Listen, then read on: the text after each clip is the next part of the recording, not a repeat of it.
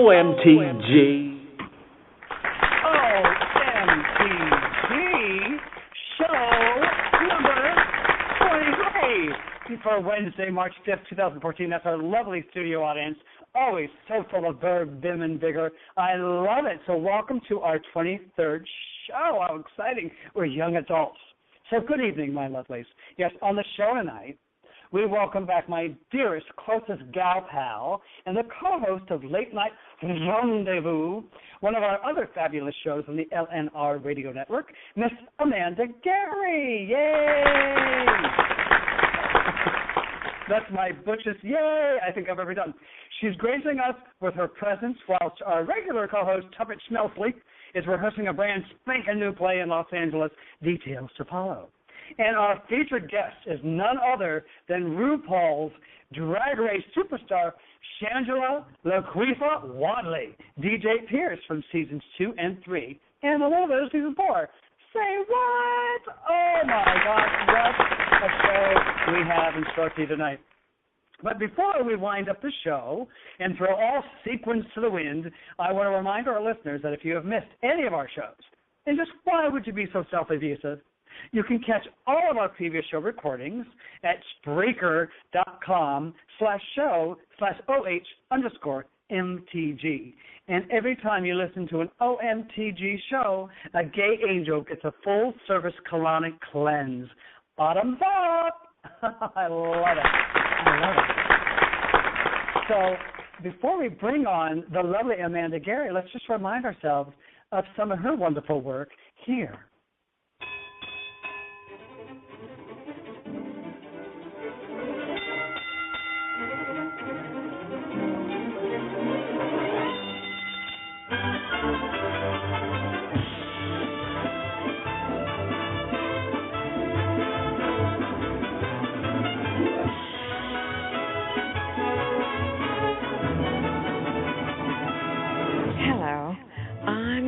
Judy Garland.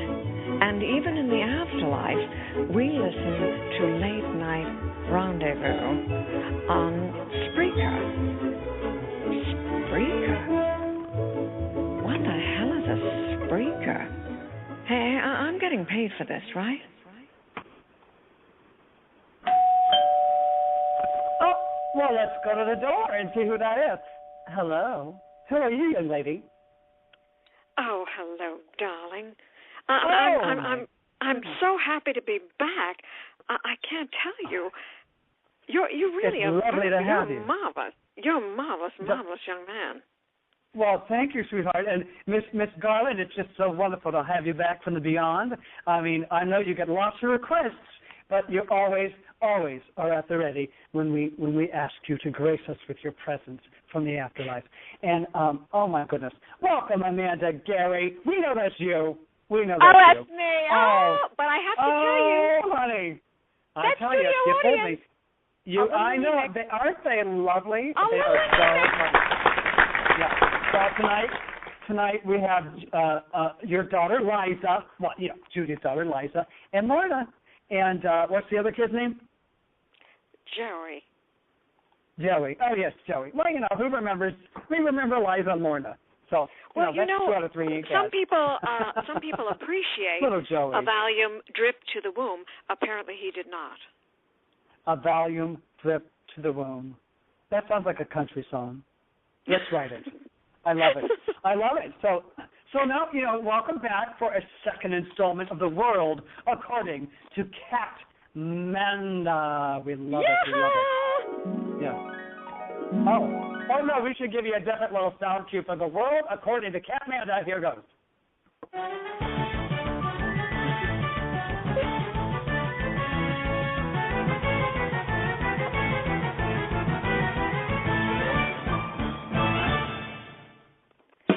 That's almost a little too chipper.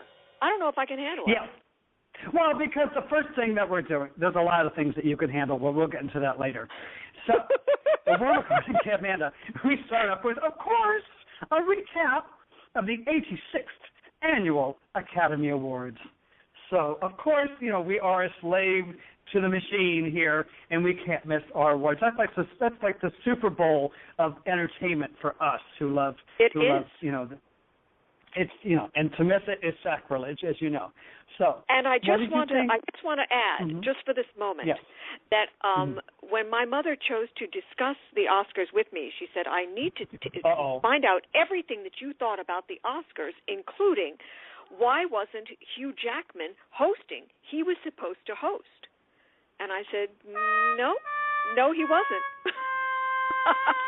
No, I'm sorry, Janet. No, they asked, Ellen DeGeneres back, and one of her jokes got buried in laughter. She said, "I'm so glad." No, they actually applauded for her, and she said, "I'm so glad they asked me back. You know, the last time I hosted was 7 years ago." And she said, I'm glad that they asked me back so soon. You know, right? So, yes. You know, I laughed at that too, and nobody else heard it. I know. So, but you and I laughed, so we gave her a little kudos for that. But yes, so Ellen, I thought she did a terrific job, and I thought overall, it was, pretty well spread out in terms of the awards, except in the technical categories, of course, of which because Gravity won 7 Academy Awards. It was the most feted film of the evening. And have you seen it? I saw it, and I found it feted myself. I'm sorry? You found it feted yourself? I found it feted myself. Oh. I was not a fan. Oh. I thought it was just all about the special effects, and I've seen Sandra Bullock act in better films. I know she can act. She's a wonderful performer, but I didn't think that she needed to be writhing around in space to do that. It just really left me cold. She could have just gone to Disneyland. It would have been a lot more fun. Yes. Don't you and think? ridden Space Mountain. Exactly. It would have taken a lot less time. But I tell you, that's interesting because for me, I loved it. I really thought it was, to me, it was like, I don't know, like living a space painting. It was I loved the artistry of it, and I loved the symbolism, and it was an interesting way to tell a story. And it's a film, to me, that should not have worked. I can't imagine trying to explain this and pitch, unless you're, the director, Alfonso Cuarón. I can't imagine, you and I going into, the studio at Warner Brothers and pitching this and having anybody giving us the time of day. Yes. So, kudos to him for making something so technical work. And I can't imagine as an actor what this must have been like. Just how challenging. I mean, film acting, as you know, acting on stage, I love.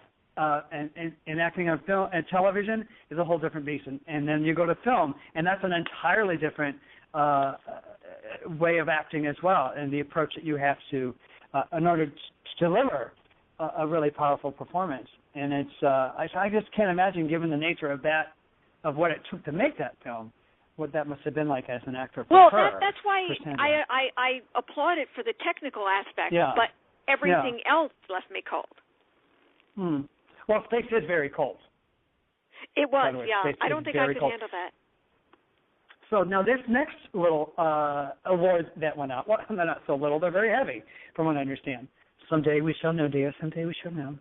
In fact, that director, by the way, came to the after party without his Oscar. They said, "Where's your Oscar?" And he said, "It's too heavy. I left it in the car." And they said, "We need a picture of you with your Oscar." That's what he said. There you go. God love him. What are you going to do? So Best Actress Cate Blanchett for Blue Jasmine. Now, I thought she was one of the best dressed of the evening. She fabulous. Oh, gorgeous, gorgeous, gorgeous. She's, she really has a miss when it comes to the red carpet fashion. So kudos to her for really taking her role as a movie star. I think Joan Crawford would have been very, very pleased. She really takes it seriously and really delivers. But I tell you what, I don't know how you feel, but I'm not a big fan of the Blue Jasmine movie. Not a big fan of it. Yeah, I like Woody Allen, and he's a hit and miss for me. I don't know why so many people bow at his feet and kiss his ass. Most of them are related to him or he's adopted them. But the thing is, that role was hysterical at such a high level, and the only way it had to go was up. It was just 2 hours of her being this neurotic, hysterical person that I did not. I thought it was like a parody of itself. With it all. Yeah, that's a really good description. Absolutely, it was. once again, have seen her do better things in other movies. She's a fine actress. Yes. But I just thought this. I thought one of the best. Oh, is she just being directed this way, or is she trying to be over the top at all times? Yeah. It was kind of, seriously, not to, make the whole show about Judy Garland, but why not? Because I love to do that. But it was seriously like somebody said, play this like Judy Garland in The Last Year of Her Life every minute throughout this movie. Yeah, play it like you're being grilled in the jury in the witness box on witness at Nuremberg. Keep it at that level, and then take it up 5 notches. And it was really contrived, I thought. I mean, this spoiler alert for those who haven't seen Blue Jasmine. The scene where Andrew Dice Clay's character, her sister's ex-husband, catches her about to go into the jewelry store to get a ring, to get engaged to this really rich man who doesn't know her past. And then he reveals who she is and her whole sordid past right there. And on a street corner, out of the blue. Yeah, just out of the blue. And then he says what he has to say, and he leaves. She just kind of goes away. Like, it was it was ridiculous all the way around, and then they go out to lunch with guys who are of a blue collar variety, and instead of giving them any real life, they were like all right out of like All in the Family. They were such caricatures, and she sits there at this outdoor beer and oyster joint and says like, "Who do you have to screw to get a dry martini here with a twist?" Well, yes, and she could have said that too. Oh, you men are all alike. 7 or 8 quick ones, and you're off with the boys to boast and brag.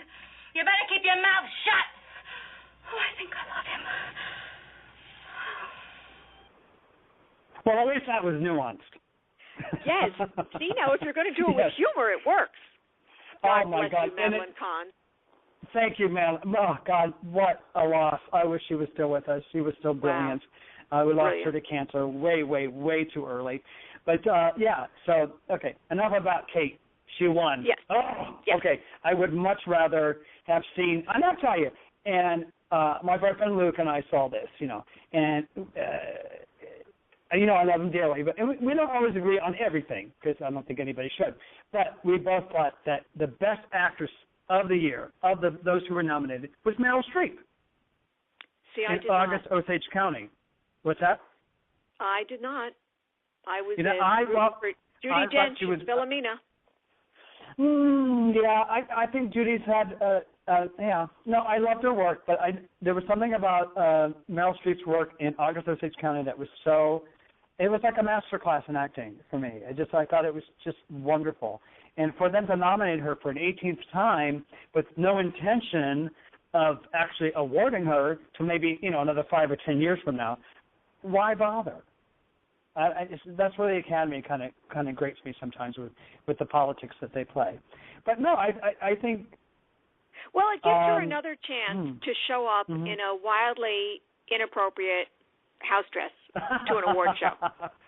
Because that's what she does best. Well, maybe that's why I love her, because I have a wildly inappropriate house dress at home. But so we'll have a wildly inappropriate house dress. You're such a drag, Michael. Oh, I know. What are you going to do? I can't help it. That's what I love. So, but Matthew McConaughey and Lupita Nyong'o and Jared Leto, I think all very well deserved for their Oscars as well. And Matthew, all right. Yeah, Matthew, I thought, Dallas Buyers Club, I don't think was a great script, but the relationship that Matthew and Jared's characters had and that chemistry between them really is what made the film, and they were just such brilliant performances. But I was kind of pulling for Leonardo DiCaprio from Wolf of Wall Street. He was pretty brilliant in that movie. He was, and I loved it. I thought it was such a tense, bird on a wire performance that was so gripping from step one. But if he had won, I would not have been disappointed. But it was such a tie. It was like such a tie to me that I was going to be happy for whoever was getting up there between the two of them. If it had been Matthew or Leo, and I think Leonardo kind of feels like Cate Blanchett's character with the martini. You really have to fuck to get an Oscar around here. But really, I mean, I went into seeing Wolf of Wall Street not expecting to really care for it, but I tell you, it was such an unapologetic, just raw presentation of that part of American history, that level of greed, that excess. I mean, you really felt like you wanted to shower for 3 days after seeing that movie. It was just, it was disgusting. And to think that man, the fact that they're still alive is unbelievable for one. But, you know, the man that the film's about, the Wolf of Wall Street, the real Wolf of Wall Street, you know, he's out of jail, and he has a beautiful beach house on the shores of Malibu, you know, like your aunt used to have. I'll tell you, I think that overall seems like it was worth the little time that he spent in jail to end up where he is now. Honestly, I mean, he might say the same thing. I don't know. Yeah, who knows? But overall, and a really handsome guy. But the fact that he's still alive, but he made his millions off the back of, you know, Joe and Jane Plummer out there, you know, on penny stocks, and just it's as you know, because you've seen the film. But you know, and kudos again to Gravity for all the technical awards, well deserved. Best costume design for The Great Gatsby. I've not seen that. Another Leonardo DiCaprio movie. I've not yet seen that, but of course the Academy, that's kind of par for the course. They love those big costume movies. And one of my favorite moments of the night, of course, Let It Go, sung by Idina Menzel. So beautiful. But I think even more than that was Pink. Pink singing Somewhere Over the Rainbow was so, I thought, what a beautiful performance. I thought it sucked rocks. You didn't like it at all? I really did not. You're a purist. You're a purist. I am a purist, but I want to say, and I really mean this, when a song is iconic like that, first of all, it's very hard to do because it is a Garland song.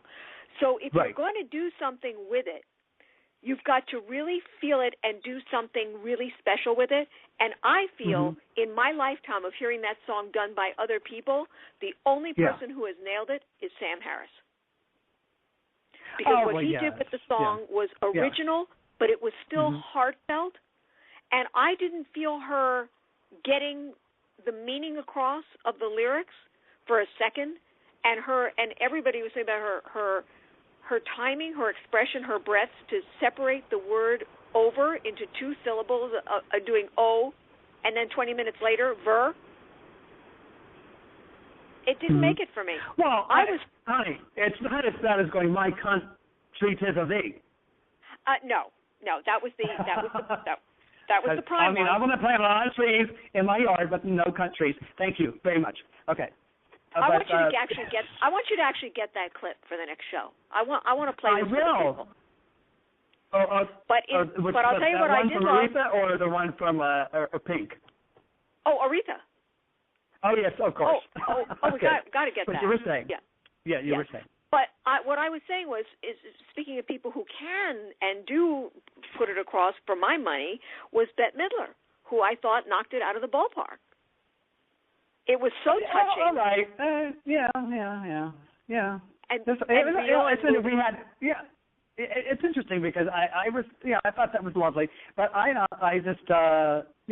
thought Pink's moment. I'm a big Pink fan, and that's part of it. And you're a big Sam Harris fan, so let's out of fairness and full disclosure here. I love Sam as well, and I think you're right. But I loved it. I thought it was a beautiful, beautiful moment. First of all, I kept looking up in the sky for her because I thought that she was going to, come down on a trapeze. And then when I realized she was actually just standing on the stage. Mean. Oh, you're just. I don't know. I don't know what to do with you tonight. You must be like this. Fasten your seatbelt. It's going to be a bumpy night. You're just all full of sass and Betty Davis. You are. But I tell you, what I'm really, really thrilled about was that for both Best Picture and Best Adapted Screenplay, 12 Years a Slave. Yes. The most effective, just life-altering, and just so, I don't know how, I'm at a loss for words to describe this film in terms of the way it resonated, the way, I think because it was told from an actual person who went through it, from his perspective, that made it so present, where I felt like when I watched it, I could identify with whoever was, that person who owned that person. I could have been any one of those people on the other side of this issue during that time, and it just made you feel so much to identify with it, and it just made it resonate in such a way that it was devastating. And it was really hard to watch. Talk about wanting to wash yourself after a movie. Yeah. Oh, no kidding. But just and everybody should see this film. Everybody, and it should be shown in the school. It's like it should be a part of our curriculum. Viewing. Well, the book and the film. I'm going to get the book, and that's what I want to read, and then I'll talk about that and see how that fares in terms of the film. But the film is just incredible. So kudos to the film and everybody behind it. Steve McQueen. Yeah. And I have a special favorite in the Best Documentary Feature because I was a huge fan of this 20 Feet from Stardom. 20 Feet from Stardom, yes. So touching, so wonderful, just getting into the backgrounds of these background singers and the heartache that they've gone through in their lives, never making it and being squashed into the background forever and always and never getting their due. And it blew me away. I just loved it. And then Darlene Love getting up there. Woo! Yeah, no kidding. All I wanted to say about her when she started singing was, it's a shame she's so shy. No kidding. Well, so are you. So with that in mind, word up. That's right, ladies and gentlemen. That was such a smooth segue into Word Up, a word-mind association game where I'll say a word, name, or phrase, and ask my co-host, Miss Amanda Gari, to say the first thing that comes to her brilliant mind. This week, your trusty host, MTG, that's me, retakes the reins once again and leads the charge into the mind of our co-host, Amanda Gari. So here we go, darling. Are you ready for your first word, name, or phrase? Yes. Okay. Old Hollywood glamour. Katharine Hepburn. Oh, yes. Now, what is it about Katharine Hepburn's old Hollywood glamour that really stands out most for you?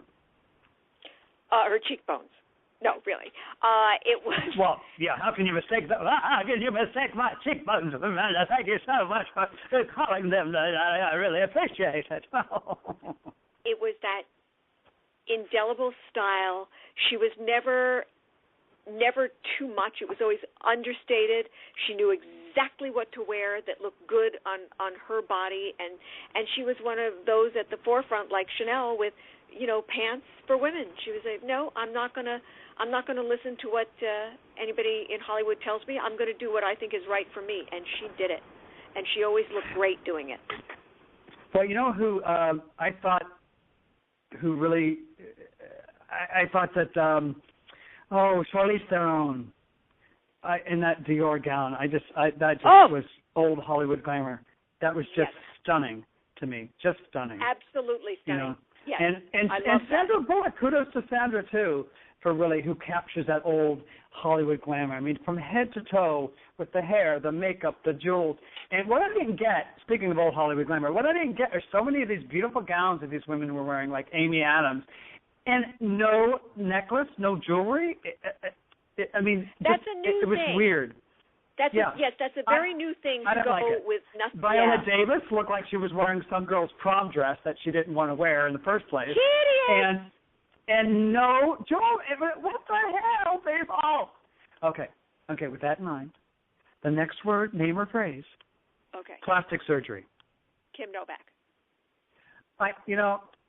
God love her. You know what? God bless her and God love her, because she was so happy to be there. I mean, she took a moment to say, thank you so much. It's so good to be back here. It's been a long time. Yes. But, she's known for being beautiful, and there's that pressure for women, a hell of a lot more than men, to maintain a level of beauty. And here she is. She comes out, and you probably could hear her like a collective gasp, It was. It was in the room that I was in. I know that. Yeah. And then, she's a little slow, and, she's older, and she's not up at that, she's not at that YouTube, or like those Vine videos, that Vine app on your phone that has like 6-second videos. She's not of that generation. So,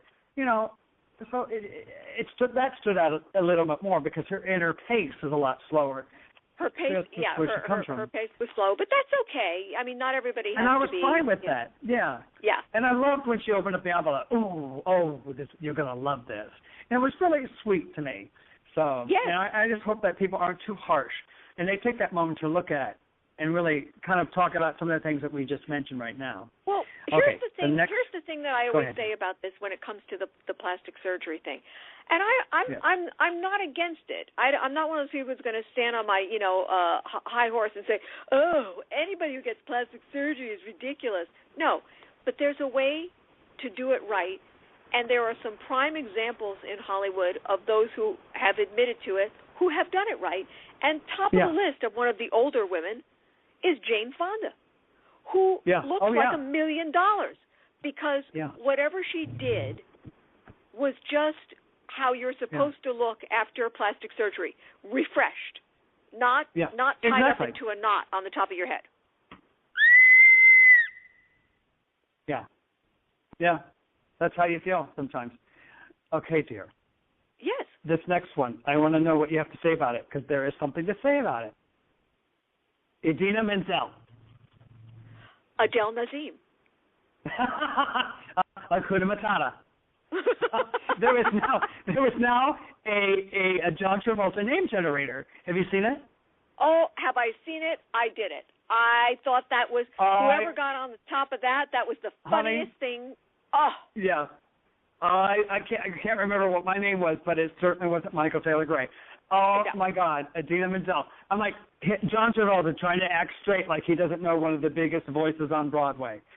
Yeah, right. Oh, my God. So, I mean, to go from the wig to that and back to the wig and then back to that, I mean, he had the night like sewn up, and it's given him press that I think is going to exceed Jack Palance with the one-arm push-ups.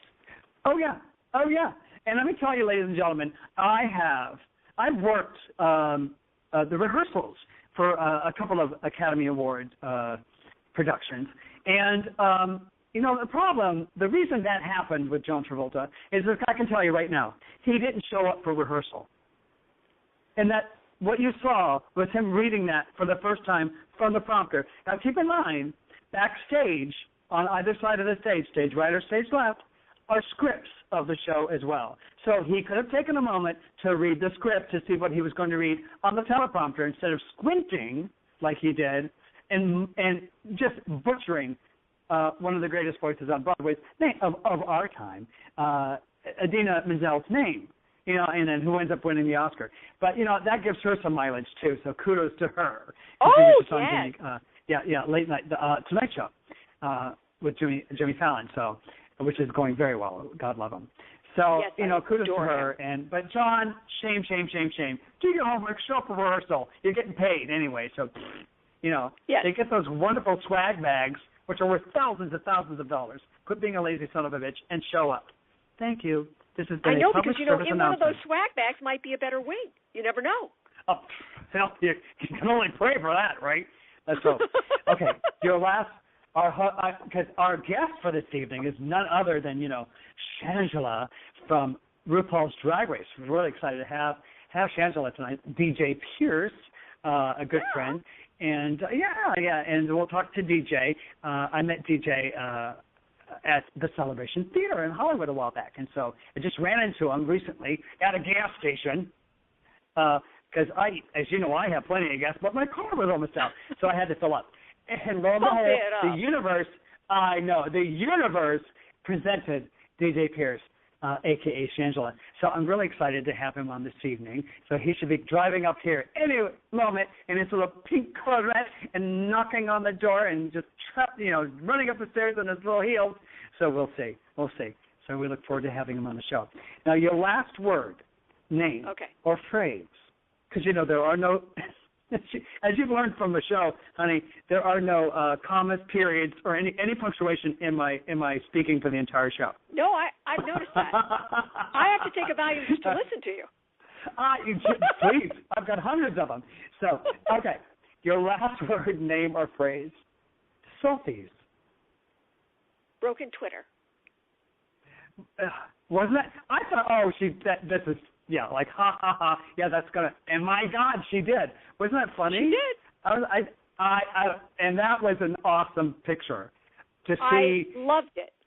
Meryl Streep just having the best time and Julia Roberts trying to get in the picture and all those stars. And then, was it Lupita Nyong'o's... Her brother got, like, the best position in the photo. Yes!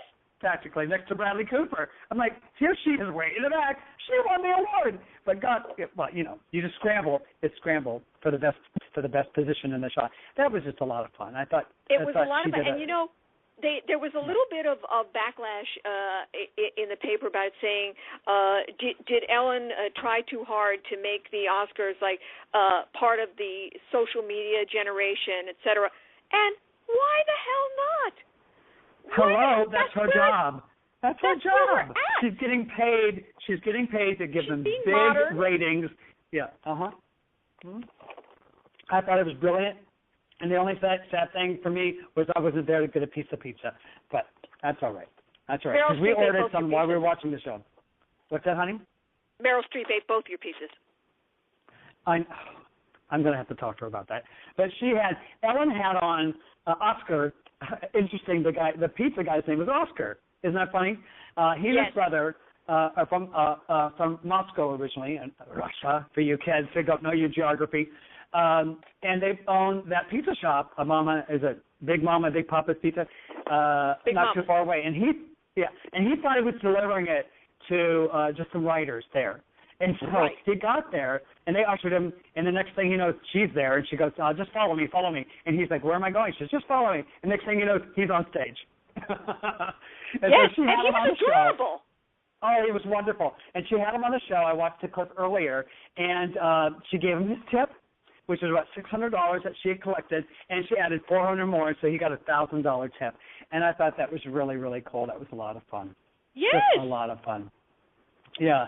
So it was just, I thought overall just a terrific, terrific night. And I thought most of her jokes, if not all of them, worked quite nicely. Yeah, worked very, very well. So kudos to Ellen. Now, I want to share a little special story because I know how much you love our Shits and Giggles of crap. That makes your laugh stories, Amanda. It's those life moments that happen all around us. Well, now this one, you think I got this one from my hometown, but I didn't.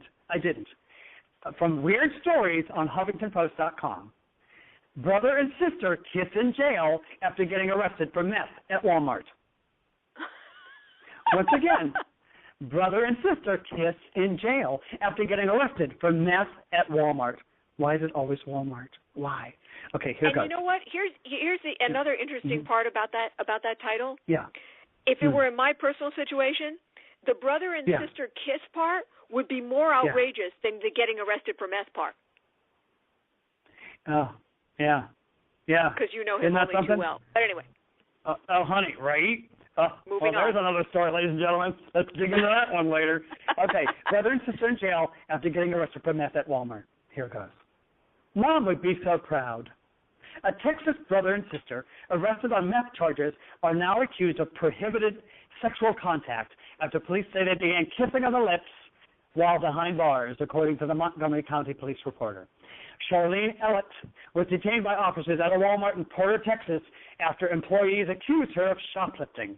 Her brother, 26-year-old Cameron Beck, went to the store. Deputies who searched Beck's vehicle say they found a crystal substance that tested positive for methamphetamine, and Ellett admitted she and Beck had been smoking it a couple of weeks ago. Now, after the two were taken into custody, deputies at the sheriff's office say they noticed the siblings, who were in adjacent cells, kissing each other on the lips between the bars. When questioned, Ellett allegedly said she and Beck were actually only half-siblings with the same biological mother, but they had been involved in a sexual relationship since last November when Beck last got out of prison. I thought to myself, yeah, you know, the first thing I think about when I hear about my brothers getting out of jail is let's have sex with them. Okay, now the two, right? I'm like, what to do? My brother's getting out of jail, let's have sex. Okay, the two are charged with possession of a controlled substance and prohibited sexual conduct. And Ellett, the young lady, the sister, received an additional citation for shoplifting under $50 worth of merchandise. Really? Sexual relations with family members can cause trouble even when it doesn't take place in jail. Yeah, even when it doesn't take place in jail. This is the moral of the story. In September, a South Carolina man wound up allegedly assaulting his girlfriend during a three-way sex romp with her cousin. And last month, a South Carolina woman called 911 because her husband wanted her to have a threesome with her sisters-in-law. Not sister-in-law, but sisters-in-law. Wow. Okay. You mean now, maybe if it was just one, she would have held off on the call? Well, you think, right? Now, I just want to think that it's worth noting, I just want to add that it's worth noting that not one instance of incest in the story mentioned West Virginia. So kudos for the Blue Ridge Mountain State for not being a part of that story. Right? All I'm saying. So tell me more about the Oscar. They're too busy losing their teeth from Mountain Dew. Well, you know, if you can outrun your cousin in West Virginia, you're still a virgin. So I'm going to try to get a hold of our guest for this evening because it looks like he might be running a little late. So why don't you tell me a little bit more about the Oscars that you enjoyed? What were some of the highlights for you, Miss Amanda? Oh, let's see. I loved McConaughey's speech. I thought it was brilliant. He always likes to go like a little bit left of center and then up on a mountain and then down the side of a planet when he's talking. But in the end, it always makes sense. Yeah. Right? Oh, yeah. Yeah. You know what? At least he didn't play bongo. At least he didn't play bongo naked on the stage. Although I wouldn't object. I wouldn't object either. Are you kidding me? Yeah. Especially with his Magic Mike. Oh, ooh, he looked good. Oh, baby. He looked really good. A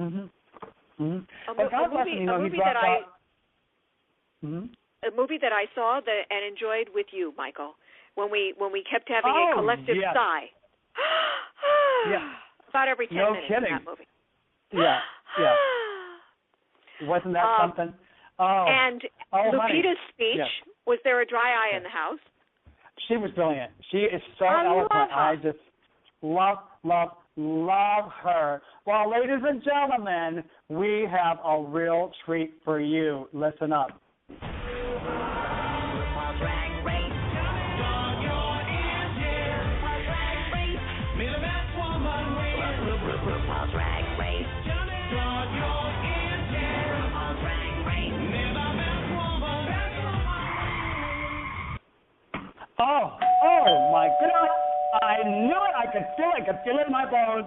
Ladies and gentlemen, let's give a big old Texas hello to our featured guest this evening, DJ Pierce. Hi, DJ.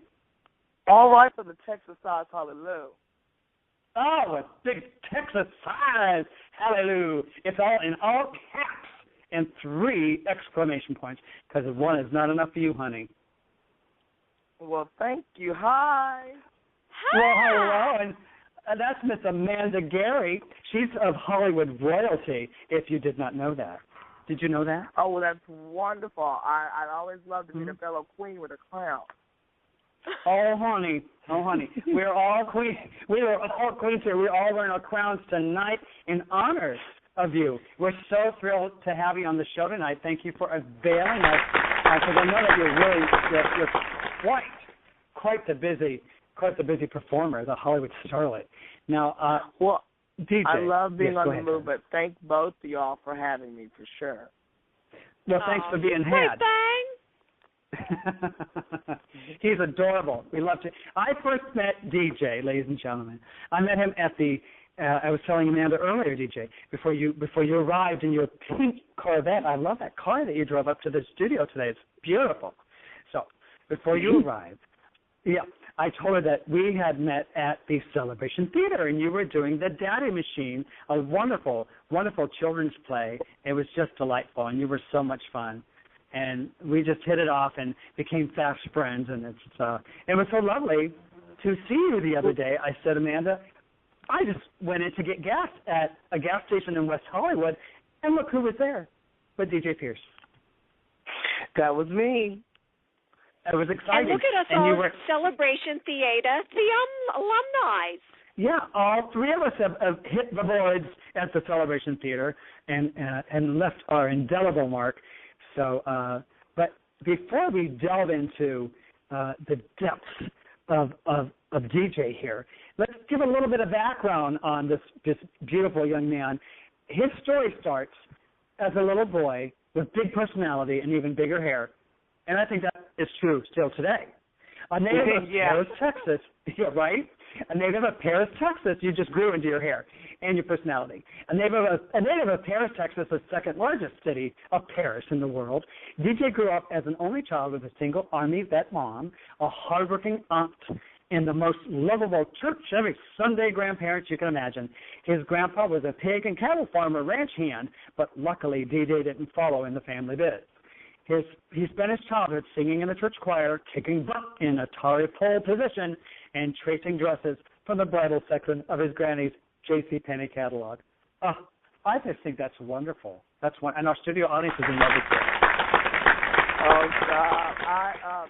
Yeah, that's funny. It's all true. I know it sounds it was very interesting, I think, the childhood that I had with my grandpa being a farmer, and but I just, I loved being raised in Paris, Texas. I wouldn't have traded any of it for anything else in the world, and I think it made me who I am today. So hallelujah.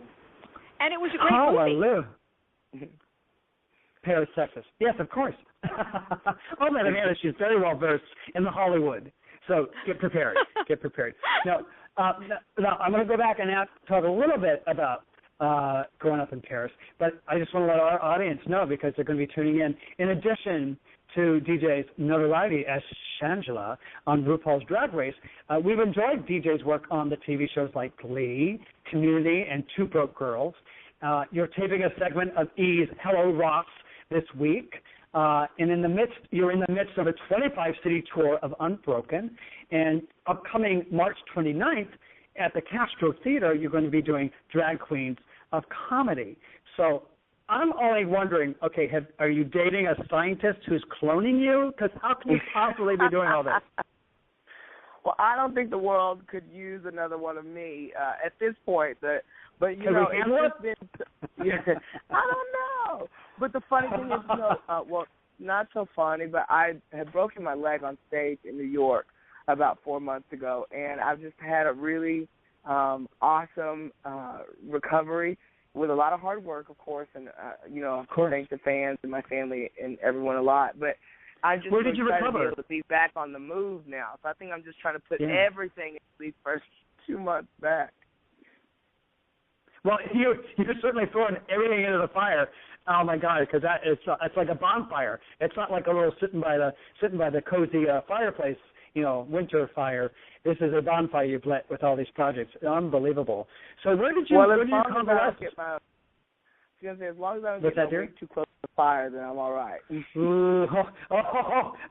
Oh no, because we know Aquanet is your friend. So no. Don't get too close to the fire. Right?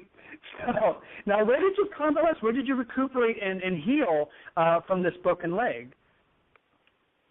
Well, I actually where have you been hiding? Right after the accident. The accident itself was in October in New York City. Mm-hmm. And after that, I spent 25 days in the hospital recovering there in New York. Whoa. And then I went to Texas and was Can you back that up a second? Can you back that up a second? How is it that you had to spend that much time in the hospital from that? Was it broken in so many places? Yeah, well, it was, I know, well, it was actually yes, we felt bad 24 days in the hospital. I suffered a compound fracture. Woo! I broke my tibia and fibula both in my right leg. And when the orthopedic surgeons went in to repair the leg, they actually put a titanium rod down the bone itself, 2 screws in the ankle, 2 screws in the knee. Well, pressure had settled in, so the muscles had swollen and they couldn't close the incisions that they had made to go in there and fix the bone. So I just sat in the hospital really waiting for the swelling to just go down so they could, close the wounds back up. Tell them if they move the swelling over just a little more in the center, you'd be fine with it. I'd be super popular, but no, not so much. Right? Even more than you already are. So, honey, wow. And I've seen the scars. I've seen the battle scars, and let me tell you. So, not to have to relive, but can you encap just a real quick recap of how the injury occurred, so that we can all maybe learn a lesson from this to avoid this? Well, the lesson is to not be too fabulous, because. Well, how are you going to avoid that? Yeah, well, I was actually hosting an event in New York City for Snooki and JWoww, and if those hoes didn't do it, then let me just tell you, it was just me. I was performing. I was doing a move called a signature move of mine called the Death Drop. Which the death drop broke my leg. It was me not taking the precaution of, I jumped into it instead of doing it correctly. You didn't lift that back leg and it caught the hurdle, you would fall. Well, this one I did something and I ended up coming down wrong on it. It's purely an accident, and unfortunately it just sent me to the hospital. The performer's worst nightmare, to be injured while on stage. And you know me, I was thinking, come on, bitch, be like Beyonce. She fell down 25 steps in Miami and still got up and turned the party. So I tried to get back up. It didn't work, but I am back up now. I launched my Unbroken tour, and we are on City 4 now of 25. Oh, I love it. So that's where Unbroken comes from. Well, that is just terrific. Well, kudos to you. So thanks for being Unbroken. Oh, thank you. It was either going to be Unbroken or I said the name of the tour was either going to be Unbroken or Titanium Rod. Titanium Rod just sounded so aggressive. Well, that sounds like a porn star. Yeah, it probably is. Titanium Rod, ladies and gentlemen. Yeah, I love it. Comparing weekly with Shangela. So I love it. Oh, I love it. You are just now tell me, you were raised in Paris, Texas, as we've mentioned, and you were raised by your grandparents? Yeah, well, my mom was in the military, and so she had to travel a lot with the Army, and I was just moving around way too much, and my family just thought for school reasons it'd be smarter if I just stayed in one place. And so I went to live with my grandparents. My mom was still involved with mine, but for about a 6 or 7 year period, I was with my grandparents in Paris. Yes, indeed. Now, what age range were you at this time? What age were you when this decision was made? I would say from the time that I was 7 to the time that I was about 15. Now, how does a 7-year-old handle a decision like that? Were you consulted? Were you a part of the process? At first I really didn't understand, and I love my grandparents to death. But I was a little gay boy. I love my mommy. And so it was confusing at times to me because I didn't understand why I just couldn't go with my mom and be with her. And then also she served 2 tours in Desert Storm and 1 in Bosnia during those conflicts. And so it would, we would go a good period of time before, without hearing from her. So I would never know, is she alive? Is she okay? Is she not okay? And so it was great, to have my grandparents. But a lot of times it was very confusing. Well, our audience would give a little kudos to your mother for her work. Yay! Yeah, props to Mama. Thank you, Mom. Thank you, Mom, for your service to your country. That's a beautiful thing. So we really appreciate that. And how long did it take you to kind of adjust to that? When did you really kind of find your center during that whole process, where you understood it better and just was at peace with what was happening in terms of where you were living and all that being decided for you? Well, when I was 13, I went to, we all felt that I was old enough that I could go and live with my mom, and if it was, traveling needed to happen, that was fine. And so I went to Germany, and I lived with my mom in Germany on a military base for about, I want to say 4 months. And it was just so hectic because my mom was a single mom at that point and still. And so she would have to go to the field to do like a weekend or whatever. Then I had to stay away, and I'd be watched by neighbors. And it was a lonely experience. I mean, I think military kids, especially those that are on international bases or go to international military school, get really lonely because you don't develop strong friendships because a lot of times you don't have a lot of notice when you're going to be moving to a new place. So it wasn't the best experience for me. I love Germany, hallelujah for that. Right. After those but 4 just months, think, DJ. I even said, I want to go home. Oh, but just think, if it had been like when Elvis was in the Army, it could have been you instead of Priscilla that he married. Just saying. Just saying. Well, I don't have a ring. Because you were about the same age as Priscilla. And you're awfully pretty. That is very true. All I'm saying. You're awfully pretty. You would have been taken by that personality and big hair, and it would have been it. It would have been it. And then your child would have been Lisa Marie. All I'm saying. That could have been true. I would have had to have been called like Lisa Marquisha or something. Marie is just so plain to me. Yeah. I agree. Yeah. Well, you'd have worked it out. Someone named Shangela Laquifa Wadley now. Come on now. I love it. Shangela Laquifa Wadley Presley. That works for me. I hope that works for you too. I always hated anybody with the like a middle name of Anne or Marie. It just always seemed like such a boring tag on. Like you just couldn't think of anything else to say. So let's just point to Anne or Marie. Yeah, and lacks a little bit of creativity. You can always make them fabulous. You can always make an Anne to be fabulous. I would hyphenate it and do like Cheryl Anomaly Marie or something. Something fabulous. Cheryl Anomaly. I knew you'd be able to zhuzh it up and make it work. Now, I find it interesting. I love digging into. You share a lot of really great information on Shangela.com, so we get to find out a lot about DJ. We've got a lot of fun out about you, and because I like knowing what makes you tick, how you became who you are today, and I just love all these little tidbits that you share. That you weren't openly gay in high school, and where did you go to high school? I went to Paris High School in Paris, Texas. Okay, so that's where you finished your high school days. And now you weren't openly gay, but you were the first male cheerleader at your high school since 1968. Well, back then they called them yell leaders, which is probably more appropriate, right? But there you were, a yell leader, and the first male yell leader since 1968. What was that like? Well, I say that I wasn't openly gay, only because I wasn't, going around saying, hi, my name's DJ Pierce, I'm gay.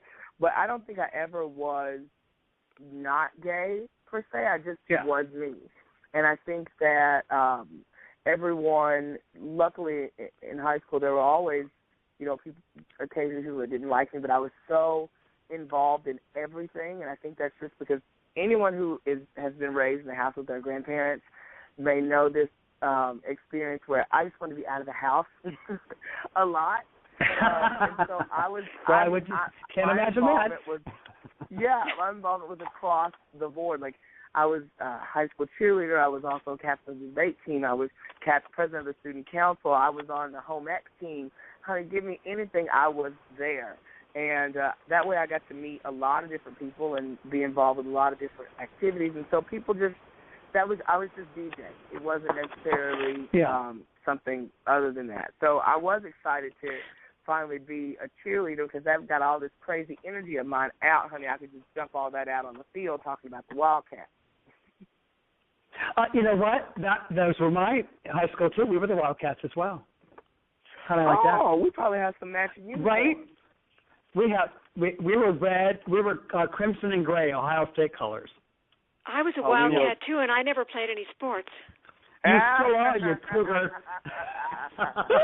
I'm telling you. Meow. Yeah, there's a reason she likes cats, let me tell you. Yeah, no, I think, DJ, we're similar in the sense, other than the Wildcat connection there. I think we didn't have, we always are we've always been who we are. And I think for me, like in high school, everybody knew I was gay, but it just wasn't talked about. I didn't walk around going, hi, I'm Michael, I'm gay. And you didn't walk around going, hi, I'm DJ, I'm gay. You just were DJ, so. Yeah, and I think I love the fact that, a lot of people have, and I meet kids from all over, especially after being on RuPaul's Drag Race and traveling so much. And I'm always interested to hear about other people's high school experiences. I think that bullying is something that's, prevalent in a lot of places, even today still, and we do a lot of stuff against it. And people ask me, were you bullied in high school? And I really can't say that I wasn't heavily bullied per se. There were always sometimes kids that, would say things that I just kind of roll off me, or would make me upset, and I would just throw myself into my schoolwork or my involvement and all that even more. But I have to say, even coming from a small town like Paris, I had a really great high school experience. Now, of course, I did the classic gay stuff. My best friend Sonica and I went to prom together, and those things. But it really was a really good experience for me. I think we've lived the same life. Yeah, except mine was in Canton, Ohio. But yeah. I'll go there. Oh, you should. Well, because there's a connection with dance moms in Canton. So. Michael, I was on Dance Moms. Did you see that? I know. Abby Lee Miller, who I love, was in my music video Working Girl. Don't you know I do my homework? I've seen that, and there's a special little clip that we're going to play later in the show. So you just hold on to your garters, girls. But you were saying, Amanda? Yes, I was just thinking back, ruminating over the idea of you walking up to anybody in Canton, Ohio, and saying, "Hi, I'm Michael, I'm gay," because it's just so redundant. Thank you. That was my point. Oh, Amanda, you're going to get a special punchline rim shot. Isn't there a gay club I know that in Akron, Ohio. I performed it's called, at a club called the Interbelt. Midway, or I can't remember the names of the clubs there. Yeah. Oh, yeah, there's one in Akron. But I love it. I've been there. There's a club called the Interbelt, and then, of course, I've been and performed in Columbus. In Columbus, Ohio, about 4 times, and I'll be back there again on April the 5th. At Club Union in Axis, which I love. Club Union? Union and Axis in Columbus, Ohio. Axis, yeah. Mm-hmm. They have the Eagle. I don't know if that's still there. There was the Wall. That was, oh my God, all these clubs. Apparently, there's also Crew, Hype Ultra, Adam Street, and Square Bar. What are you, the Gay Cities Directory? I love that. You better name a club. Are you looking this up, honey? Is this in Columbus?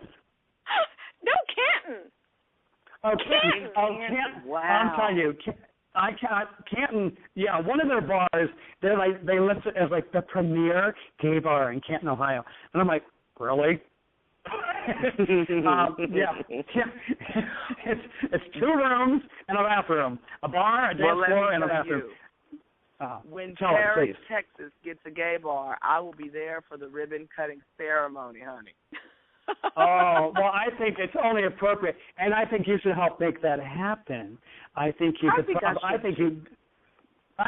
power to make that happen, and I want to see it happen. But one of my favorite things about your past, and it just always is just, and knowing and loving you the way I do, I love that you've always been true to your character, and you've always thought, how can I make this fun for me and for others? How can I entertain people? DJ used to dress and drag to get A's for his creative English projects. And for his book report on Huck Finn, he rewrote the lyrics of Proud Mary and performed it in his class, to his class, as Tina Turner. Oh yeah. Can we film that as a flashback someday and just pretend it was recorded way back when? Well, honey, I'm sure that my makeup then looked the same as it did on season 2 of Drag Race, so that wouldn't be too hard of a stretch. Okay. Now, why do you say that? Was it not as good? Well, when I went on RuPaul's Drag Race, I had only been doing drag for about 5 months before going on the show and being on, a national platform with some of the nation's top drag entertainers. And there I was, Little Miss Baby Drag, with a wig and 2 pieces of foundation on. So it was, but in high school, I just had, I always, and here, this goes back to me saying, well, I wasn't openly gay, but come on, I was doing drag for my English projects, rewriting the lyrics of Proud Mary. You know, somebody had a clue somewhere along the way. Yeah. Mm-hmm. Please, my final performance for high school, the thing I was graded on, was doing my Judy, Liza, and Barbara impersonations. Oh, honey, we could have gone to the same school. We both could have gotten double A's. There we go. Yeah. We would have made a great double bill. You'd have been Beth Cowhouse. That would have been wonderful. No, but it's true, Michael, though. I always just felt comfortable entertaining people. I've always been you're very natural or at a class clown. Mm-hmm. Well, thank you. You're welcome. Now, I love that. I have some special questions for you now, because I've just got a little something to put you on the spot here about good old Paris, Texas. Okay. Oh, good. We've got some gay bars here, and you've got to tell us if you know them. Gay the bars Good in Time Lounge. Texas? The Good Time Lounge. Good Time Lounge. Let me tell you. Okay, the Good Times Lounge in Denton, Texas, is about a 1-hour drive if you really hit the pedal. And it is past Reba McEntire's compound on your way there. We used to go there when I turned 18 because they had an 18 and up night. Now, the bar is about as large as maybe, I would say the bar is as large as Eva Longoria's closet, perhaps. Oh, my God. One of those, jukebox. Good one. There's a jukebox right there on the dance floor. But let me tell you, me and my little gay friends used to go there so excited when we all had turned 18. We were still seniors in high school, and we would go to the Good Times Lounge. We would tell my grandma would be like, where are you going? I'm like, I'm studying at my friend D'Andrea's house all night. So don't worry, I'll be back. It's just going to be really late. Mm-hmm. And let me ask you this. Was J.J. Walker the bartender? J.J. Walker? Oh, at the Good Times Lounge? No. Yeah. I love that. That was on Dynamite Tuesdays. Yeah. That would have been good. And you could have saw a young Janet Jackson was in the corner learning her dance with a penny. Yeah, and she was ironing clothes to make extra money. Mm-hmm. Oh, my God, that episode scared me every time. Okay, we got a couple more for you. Okay, wait, one second. Hold on 1 second. On the way back to your home from the Good Time Lounge, were you able to stop by Reva's and sober up? No, we would just throw pennies at her house and make a wish. Oh, that's a lovely thought. Those damn kids and their pennies. Yeah. Go ahead, and Amanda. we couldn't drink because none of us were over 21, but we please. I mean, when I tell you we would tear up that dance floor, and that dance floor literally was maybe 4 feet by 4 feet. And there was a drag show there, too, and we were just so fascinated. Oh, my gosh. It was just amazing. That was the best time we would talk about the Good Times Lounge all the time. Is that where you learned your death drop? No, the death drop came a little later when I was in Dallas backup dancing for a lot of the drag queens. I was never in drag, but I was the #1 backup dancer. If you need a backup dancer, honey, call me. I'll be there. I wanted to be on the front row to the left. And it was great. And wow. You know your place. Hey, I need a backup dancer when I go to Vaughn's. Can you help me out? Oh, frozen fruit. I'll be on the right if you'll be on the left. I have no problem with the right. As long as I'm on the skinny cow section for the desserts aisle. There we the go. Frozen food section. Yeah. All right, so I'm just going to pick two more because I love the names of these. Okay, so we just want to know if you know a couple more. Dallas Woody's. For sure, Woody's is located on Cedar Springs in the neighborhood of Dallas, Texas. Good times over there at Woody's. Mm-hmm. Wow, see, he knows all of them. And this one is very special. This last one is very, very special because it has a menu. Oh. Throckmorton Mining Company. Oh, yes, honey, the TMC. The TMC. Oh, okay. Yeah. TMC is one of the, in addition to, back then it was called the Village Station, now called S4. A lot of the gay bars in Dallas were all along Cedar Springs, so they're all in a row on these two blocks. And we would and I remember this so amazing because I went to college in Dallas at SMU. And when I first found my gay friends at college, they would all go out and I would be begging, can I please go with you? And I wasn't comfortable yet my freshman year being out on campus per se. It was all new to me. I'd come from Paris and now I was in Dallas, and SMU was a big art school as well. So I was meeting all these people from, New York and LA, and it was so cool to me. So I would dress like I wanted to go to the club with them. So I would dress in my club clothes, and then on top of that, I would put hospital scrubs on. And so when they would come around the dorms, pick me up, I'd come outside, and I'd have these hospital scrub pants to the top. They're like, okay, this kid's weird from Paris or whatever. And then by the time we get to the club, I was changed in the back seat, and I'd have on, little leather pants and a crop top and a cowboy hat and some moon boots. Honey, it was fabulous to go to the TMC. That is fabulous. I like that whole very, quick change sitcom-y thing that you did there. It was like a clown car. We would pile in. Yeah. There were probably still DNA samples at that club, is all I'm saying. Yeah, probably so, yeah. Mm-hmm. Mm-hmm. Now tell me, DJ, from how did you get into working in public relations and PR? How did you go from working PR to Shangela just bursting onto the scene on RuPaul's Drag Race? How did that turning point come to be? I was the first in my family to be able to go and graduate from college. And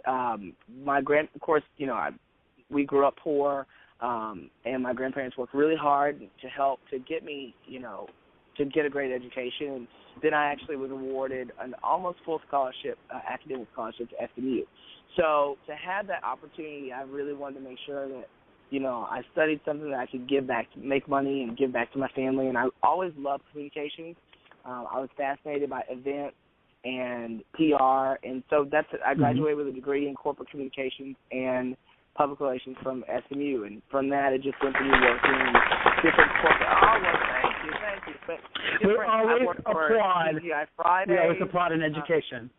Yeah, and I think it's so very important. A lot of people, I know college can be really expensive, but I think if you go there, it's so important to go.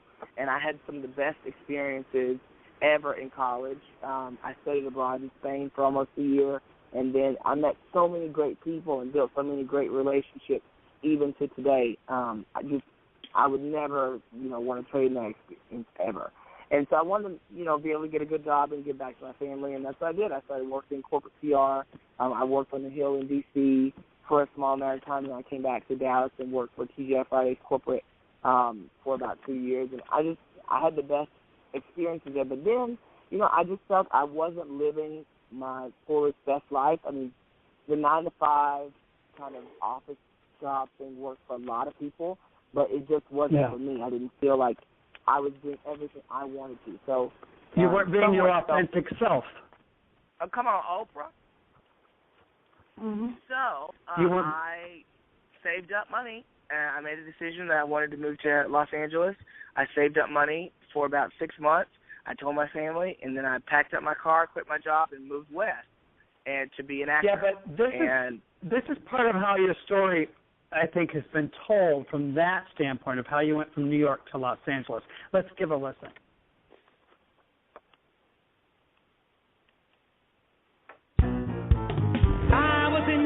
City in Central Park, on stage with Meryl Streep.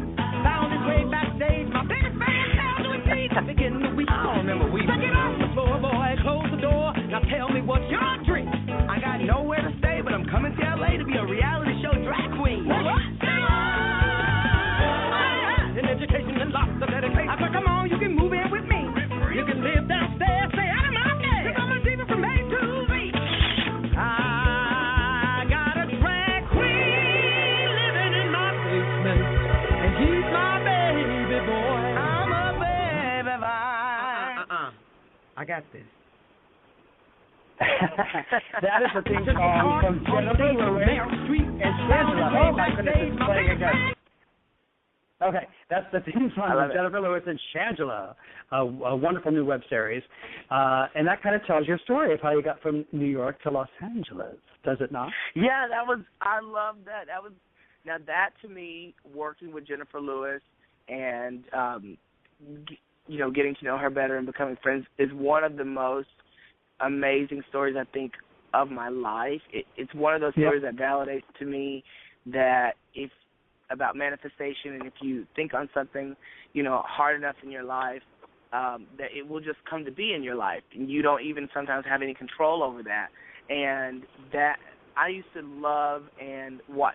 I'm talking about actress and diva extraordinaire Jennifer Lewis, and Jennifer with one N, as she would love to say it all the time. And I honestly, that theme song to our web series, and just the web series in itself even, is still so amazing to me, because I came to L.A. Just to work as an actor, and I ended up meeting Jennifer randomly in New York, and she said, kid, if you ever make it out to L.A., look me up. I always need an assistant. And so when I came to L.A., I started working as her second assistant. And then the first assistant left, and I ended up working as first assistant. And it taught me so much about not just the entertainment industry, but to be able to be so close to someone that I just watched and idolized on television. She has a movie called Jackie's Back that if you haven't seen, you have to see Jackie's Back. It was a made-for-lifetime movie. You know all the lines. Oh, honey, every line. And when I met her, she quizzed me. She said, if you love me, tell me about the lines of my movie. And I knew everything. And she's the A, that I need to be medicated, or B, that I was good. Well, all the above. All the above. A great mentor, a mentor of mine and a friend. And then, just this past year, we were able to do 4 episodes of a limited, time web series that we did called Jennifer Lewis and Shangela. I watched them all today. I did. Oh, you got your fix. Mm-hmm. Just don't pee in the sink. Just don't pee in the sink. If there's a mouse in the house, don't pee in the sink. Yeah, not good. But I love the theme song. I think that's a lot of fun. And Jen and I wrote that, and we went in the studio and recorded it all in one night. Like, it was just awesome. It's good. It's really a lot of fun. It's just, I keep playing it. I love it. So I'm glad that we were able to use it in the show tonight. Now, as we all know, and as many of your fans know, Season 2 was your first appearance on RuPaul's Drag Race, and you were sent sashaying away after only the first episode.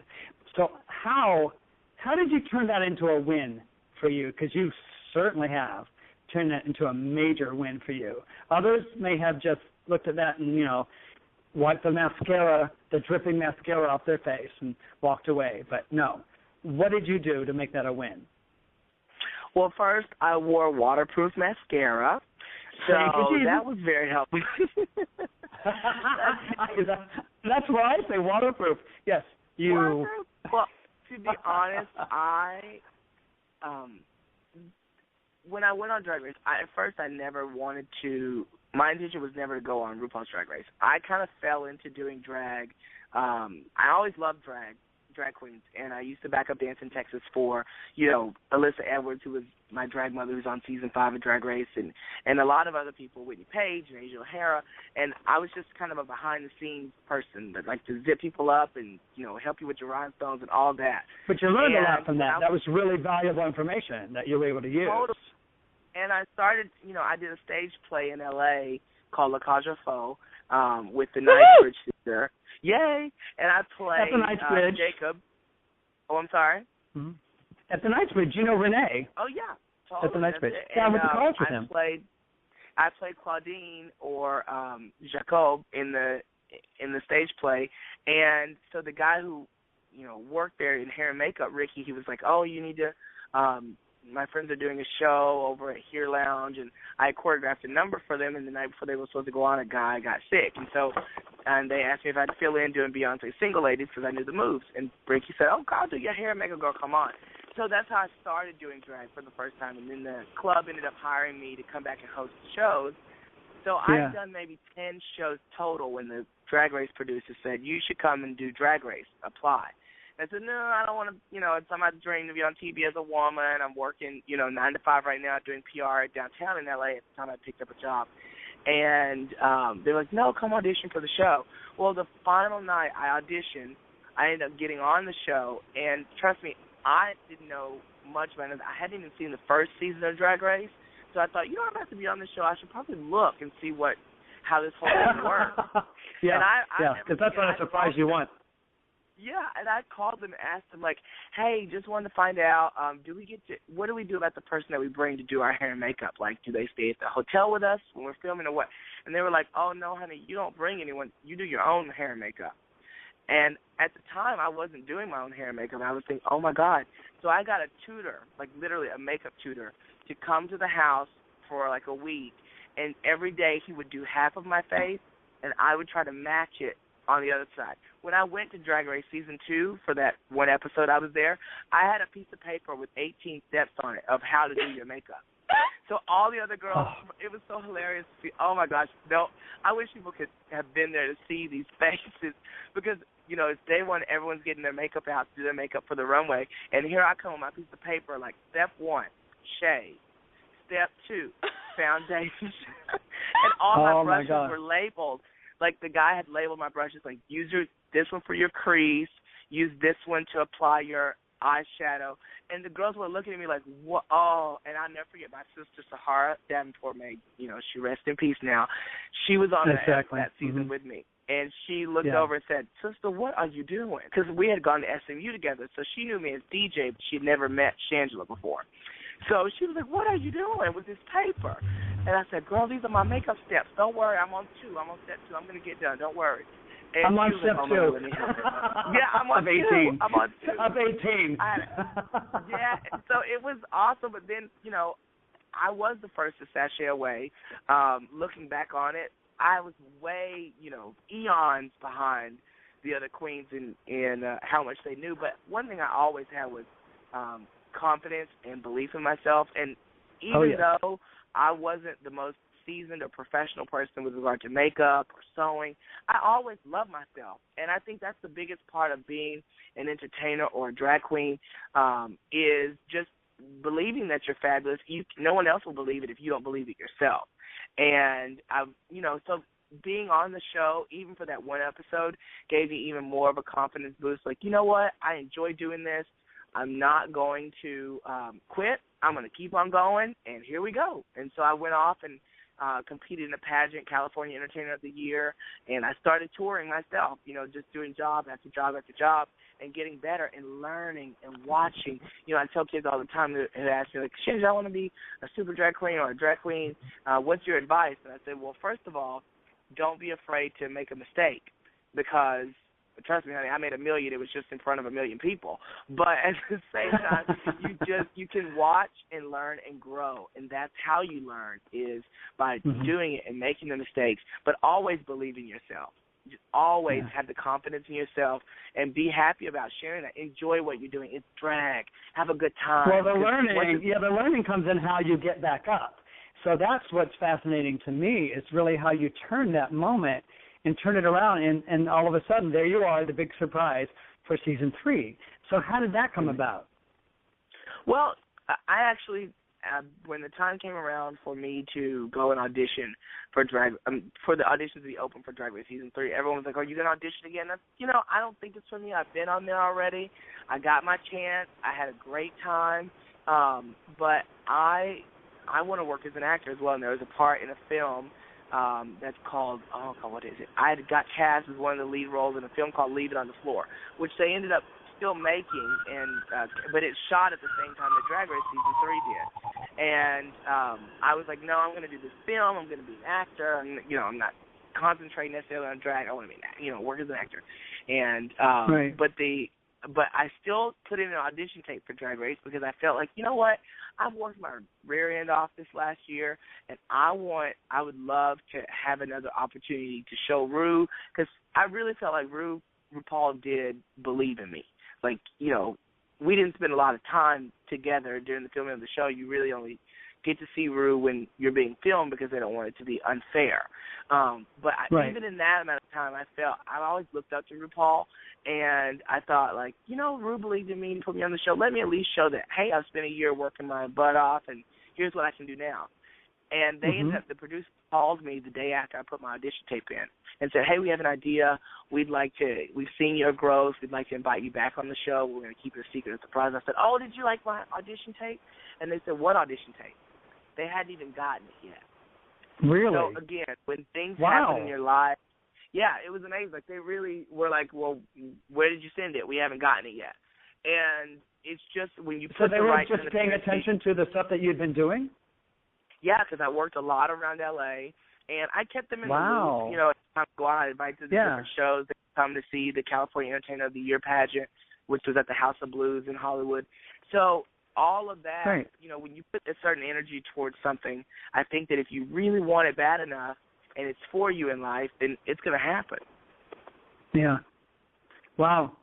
That's pretty impressive. So what was that moment like for you when you popped out of the box on season 3? Well, it was suffocating. They forgot to put holes in the box. Oh, my God. Oh, no. It almost didn't turn out so well. Well, let me tell you, and Ru has a lot of great jokes. So they just told me when I got there, they sprung the box thing on me when I got there. So I knew I was coming as a surprise, but then I saw this big wooden box on rollers, and I was like, what's that for? And they were like, you're going to get in there, and we're going to roll you out, and Ruth's going to say the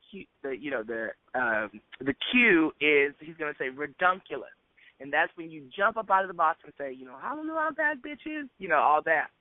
So I was in pumps with a huge curly wig on. So here I am squatting down in this box, holding on to the handles. Well, Ru is very funny, but he likes to have a lot of jokes. So he'll do like a line one way and then say, oh, I want to try something else, and do it another way. So I'm in that box listening for redunculous. Honey, she gave a whole 20-minute stand-up comedy session before. And you're sweating. You're sweating wigs in there. Wigs, honey, and pantyhose, and I was sweating in the box. I'm thinking, oh, this is my big moment back, and I'm going to come out of here looking like a drenched rat.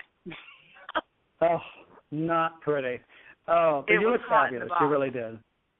It was a hot box, but that's another story altogether. So, but that was, right. Now, was this all in 2010? No, Drag Race season 3. Yeah, Drag Race season 3. We always film the show generally the summer before it airs. So I think that was summer of 2011 that we filmed it, I believe. Well, then you're getting back up. Your learning year in between season 2 and season 3. 2010 was pretty impressive because I know that you sold out to you played to a sold out crowd of more than 1,500 in Drag Queens of Comedy Showcase alongside drag legends Lady Bunny, Jackie Beat, and I know Miss Coco Peru, one of my favorites. I love and Coco. also I love Coco Peru and Jackie and Lady Bunny. Yeah. She is Coco, but out of drag. He is such a lovely person. He's just such a nice man. And his he just recently Coco had Peru. a show right at the Gay and Lesbian Center that I got in Hollywood, in New York. I was supposed to be at. Yeah. At the Renberg Theater. Yeah, he's going to be there again. She's Got Balls with Coco Peru's latest venture there, and I believe he's doing an evening of interviews, and he's going to be interviewing Liza Minnelli. So that's another fun event. Okay, I will be there for that for sure. But yeah, I love. Go check that out. On the show RuPaul's Drag Race, I was able to do. There was a challenge, a stand-up comedy challenge, and I created my drag stand-up comedy character, Laquifa. And that was a great opportunity for me. And since then, I've been able to tour doing comedy as Laquifa, as well as I released a DVD called Laquifa is Hallelujah, which is a 1-hour show that you can get on Shangela.com. Hallelujah. And then now that's on March Shangela.com. Yeah, Shangela.com. And on March 29th, I'll be doing a comedy show back at the Castro Theater on March 29th in San Francisco. And so everyone can get their tickets online because it's going to be 2 amazing shows on Saturday, March 29th. Very excited. That's wonderful, honey. And then I know that recently you starred in Body of a Barbie on BET, and you were also recognized as a top 7 national finalist in Lens on Talent series, on BET's Lens on Talent series. So, I was excited. Wow, BET loves some Shangela. And I love some BET. Come on, BET. Oh, I love me some BET too, honey. I think it's really great that networks will air and are continuing to support more gay, lesbian, bisexual, and transgendered or queer television and film. And so I worked with one of my best friends, Lena Ways, who also just recently had a film at Sundance called Dear White People, which was awesome, to do Body of a Barbie. And the fact that it was selected to be showcased in their shorts program on BET, I was like, oh, my gosh, that's awesome. Because, I love film. I think there's so many stories, gay stories, that need to be told and shared, and so that people can identify with her. I live for gay movies. I love. And you know why? Because you all need something to do when you're not at a dinner party at my house. Hello? That's right. That's right. We can watch ourselves on your television. We could kill them both with one stone, though, and just film a gay movie at your house during dinner. There you go. It's already got a set design and everything. Every OMTG show, we have that special moment, and that was it just now, ladies and gentlemen. That was that brilliant moment that's going to have to happen. We're going to have to make that happen. Filming a gay movie at a dinner party at Amanda Gari's place. So it's going to happen. It's going to happen. Starring Shangela, starring DJ. It's your choice on who you want to be at that moment, because you steer your own ship, and I'll be there as well. So, because I just think it's amazing, DJ. I'm so proud of you. I'm so glad that we ran into each other, because I know that you've been so busy. But as you know, that's not an accident. Us running into each other and then having you on the show tonight. I'm so thrilled. If you run into each other and you break his leg again, that could be a problem. Yeah, that would be something. Yeah. But I'm so proud of you, Michael. And thank you, honey. To meet you, Amanda, and you guys are doing such a great show on here, and just to have role models in the LGBT community, and just to be able to reconnect with friends and all that, I always love. And I know we all have different journeys, but when our paths cross again, hallelujah. Absolutely, hallelujah. We have to. I used to say, we don't know what our path is to our ultimate goal in our careers. And, you have happened upon this wonderful creation that you're now able to share, on a bigger stage now. And it's affording you other opportunities. And then, I wanted to have you on the show tonight because there's a story about DJ. There's many stories about you that have helped to shape who you are and who you're becoming. And so having this talk show for me is giving me an opportunity to provide that platform for people that I find wonderful and amazing and who are out there doing. Because, so many people talk about trying, and then there are those people who do. And you're a doer. And so I love that you're here tonight and sharing that story, because I think you're going to really help inspire other people who may be afraid that, hey, I don't know, am I special enough? Am I unique enough? Go for it. Do it. Put yourself out there. And you're a shining example of somebody who just has such an incredible amount of belief in themselves and really puts it out there for others to react to, however they may. Yeah. So. Well, you just got to find a way, I think, and I tell people this a lot of times, to be resilient in this world. Like, I've had my fair share of downs or, times in my life that I've fallen down and been rejected, especially as working an actor in L.A., honey. It's just rejections on the menu. But at the same time, you always find a way to come back to that belief in yourself, to know that it will get better, and to also not be afraid to put the work behind pulling yourself up, not looking to other stuff a lot of times to get you out of a rut, but you get yourself out of it, yourself. Believe in yourself and put that work behind. Yeah. Because you will truly own it if you're the one who pulls yourself up, you know. That's very right. Good. I Very always good point. say that I love, honey, I have a song called Working Girl, I'm a Professional, and it's because I am. I've always honey, I know. And I love that. I hope to inspire other people to do that as well. To we believe in just themselves. may hear it in a few minutes. We just may hear that song. Oh, I like that. Oh, honey, because we have music and everything. But before we get to our music segment, we have to have our magical, wonderful segment here called Just the Tip. Oh, really? Okay. Oh, yes. Oh, yes, very really. Now, just a tip, DJ, as you may not know, it's a how-to moment here on OMTG, where our featured guest, that's you, and Amanda and I, your hosts, will give you just enough info to get you started. After all, we're entertainment prostitutes, not whores. We don't just give it away for free. There is a small shipping and handling charge.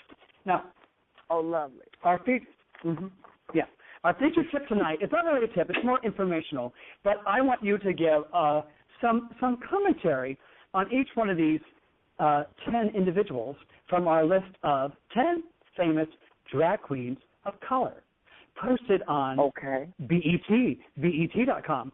So there will be names on here that you will be familiar with, some very familiar. Number 1, RuPaul.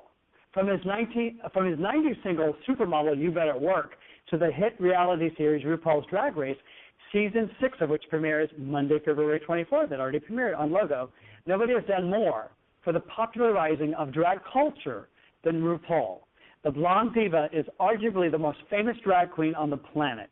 Ru definitely leads the pack, but we're putting the spotlight on 9 other queens who changed the way we see drag. So, obviously, Ru has a special place in your life. Oh, very special place. And even Ru, before I even met Ru, when I would go through my mom's, music, and she had the RuPaul Supermodel album. And she did not. She was like, that's a man, right? And I think my mom, of course, knew that I was gay, so she was giving me a little, nudge. Here you go, baby. This is you some gay music. And I was so excited. I was like, cautiously excited because I didn't want to, seem too excited. But I loved it. I used to listen to all the songs, and then to be able to meet Ru and then to work with Ru, and that's even when I was in the hospital, Ru sent me a really nice email, and they sent me flowers, and it was just, I love RuPaul, and he inspires me so much because not only is he a drag diva, but also a very smart, intelligent role model and business person. And that, I recently opened my own drag management group called Say What Entertainment. People can check that out online. We're managing 5 of the other drag queens from RuPaul's Drag Race, 3 from the current season and 2 from a couple other seasons. So, just his work ethic over the years has just given me so much inspiration to know that even, when you're a drag queen, a lot of times people will try to put you in a box, but Ru's always been outside the box. And not put any holes in it to breathe. Exactly. I'm paying attention here. Yes. Right? Now, this list is just, putting this list together, it just really brought to light to me that drag queens are really in these, and for you, I don't see you as much as a drag queen as creating this beautiful character, because to me, you're an actor, you're a performer, and there are people who've made it their career to be a drag queen, and I respect that highly because that's so much work, and some of the hardest working people in show business are drag queens, and you saw it firsthand behind the scenes as a dancer back in Texas before Shangela even presented herself to you.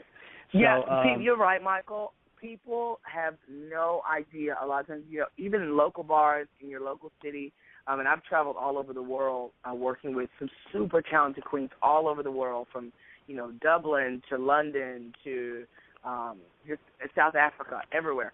And it's been amazing. No one knows how much work that drag queens put in, and they don't make a lot of money, and you don't have health benefits. There is no pension plan for the drag queen, but you really have to enjoy what you do. That's why I always tell people you have to love what you do, because it's sometimes a thankless job. Yeah. Wouldn't you love it if there was a drag queen union? Could you see a Teamsters meeting at a drag queen union? Oh. Yeah, well, hopefully I can start one because the girls need protection. Absolutely. No, and so you know what? You're starting something, and we're starting something here on Chi tonight. So this is really good. I understand. I had a little taste of what you're talking about when I did Del Shore's Southern Baptist Sissies back in 2001. And we ran for 10 months at the Zephyr Theater on Melrose in Hollywood, and then we took it for 6 weeks. It was wonderful. And then we did it. I was in the original company, and it was, and I got to play this wonderful character of Benny, but his drag character was Miss Iona Traylor. That's Traylor. Yeah. And I always kidded, said that my middle name was double wide. But we took it to Dallas at the McKinney Avenue Theater, the MAC, in Dallas, and we performed it there for 6 weeks to close out our what ended up being a year's run of the show. And while we were there, because during the show I got to perform as Dolly Parton, Winona Judd, and a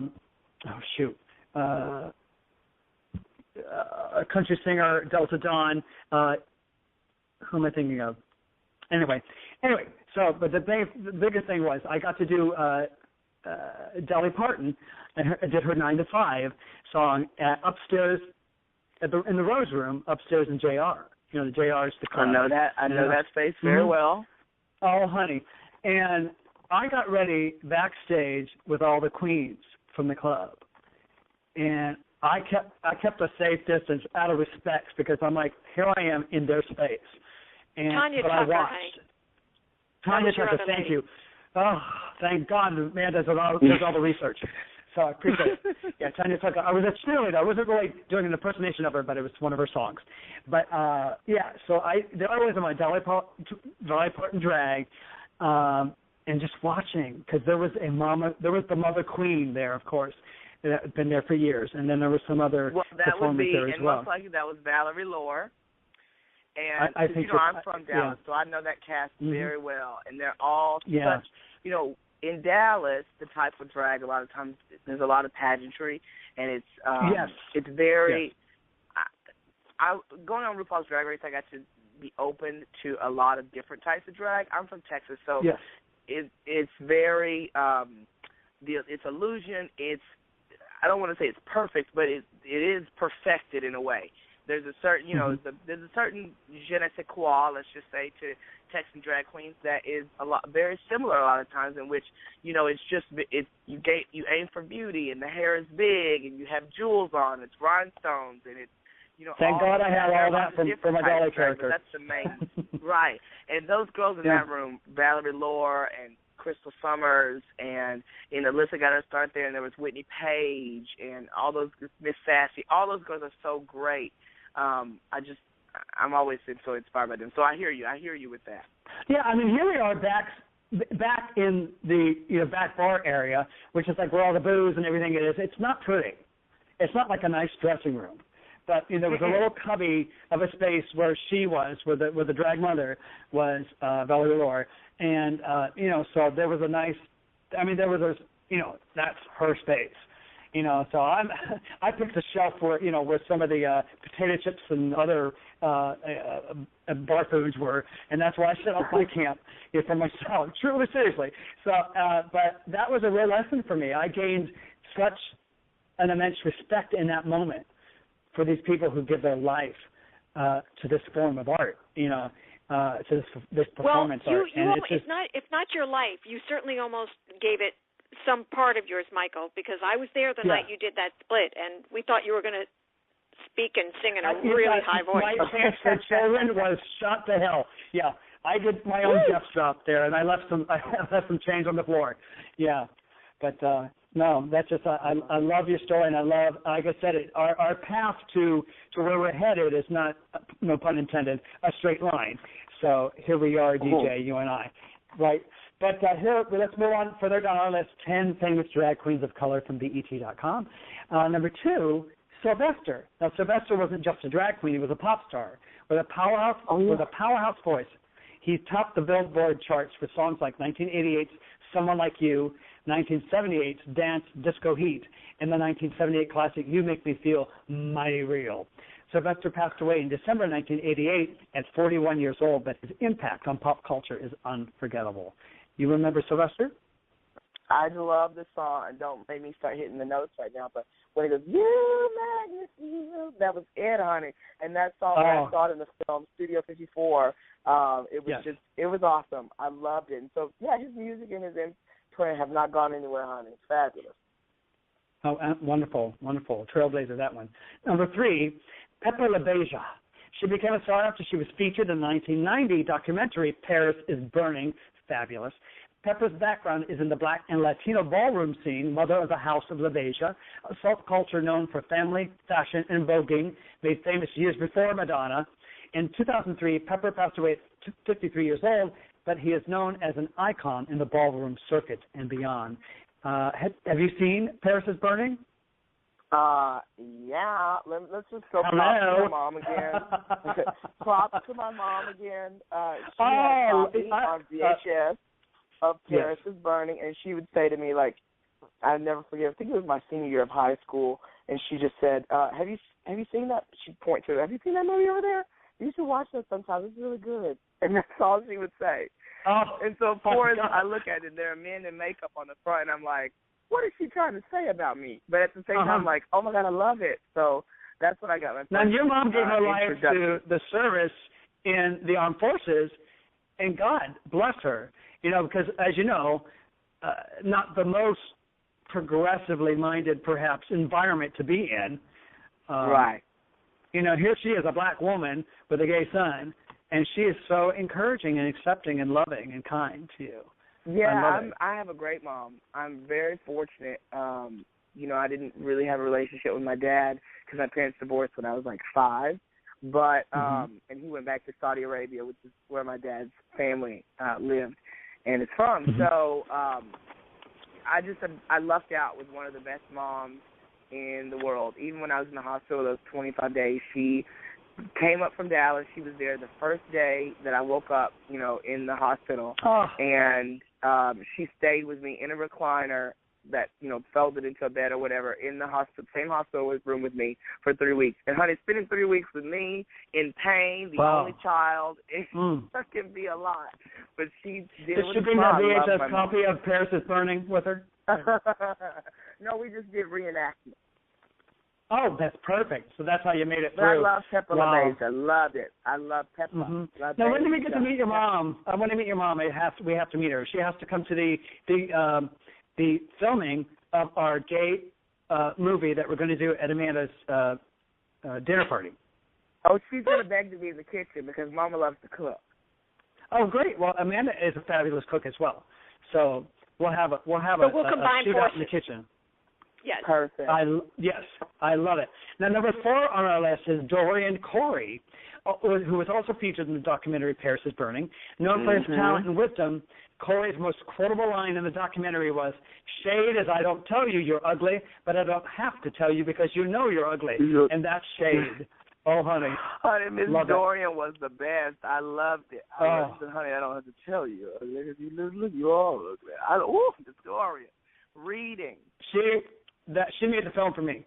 I love. Now, I don't know if you know about this, but Corey passed away in 1993, but he made headline news when a mummified body was found in a trunk of his home. Investigators determined the body had been dead for about 15 years, and there was a note attached to the body that read, "This poor soul broke into my apartment, and I was forced to shoot him." I heard that it was a lover, but I never knew what really happened. Oh, my God. Yeah, isn't that something? Don't mess with Dorian, because you're going to know that you're ugly, and if you steal something, you're going to end up in a trunk. Your body. And you won't get dessert. Shade is I don't have to tell you that you're dead because I already buried you and mummified you in a trunk in my house, and you know you're dead. You know you're dead, and that's shade. And that's shade. And I'm going to start a production company called And That's Shade Productions. So you're trying to take that from me. You'll have another gold mine. Thank you. You're my inspiration. Now, number 5, speaking of inspiration, is Bibi Zahara Benet. This Cameroonian beauty, was the winner of the first season of RuPaul's Drag Race. Benet got his start as a male runway model and parlayed his fame from the reality show into a career as a recording artist. Have you ever met BB? Oh, of course. When I think of BB, I say Cameroon. BB was the very first winner of Drag Race, but I knew BB I think we were all pulling for him. He was wonderful. Then. Yeah, I knew BB before then because she also used to compete in the Miss Gay USA pageant in Dallas. So I never forget, she had this one talent, honey, that she had all these boy dancers that was super cute that came out, and she did I Am an Endangered Species, and I Sing No Victim song. And she did this whole thing with her big hair, and, honey, I love Miss BB. She has a new song out now called Faith. Really good. You should check it out. Called Faith? Faith, like serving faith. Oh, Faith, F-A-C-E? Yes, and I love my son BB will call me. She'll say, Sister, girl, let me ask you something, sister. I had a question for you, girl. Oh, that's very good. I could do BB. I love doing BB. We would travel together and do shows before. She would say, hurry up, sister. We don't want to be late, girl. Who is the people that are going to be at the show tonight, girl? Who is it? I love it. Now, my favorite on our top 10 list, on our list of 10 famous drag queens of color, number 6 is my absolute favorite. You may have heard of this person, Shangela.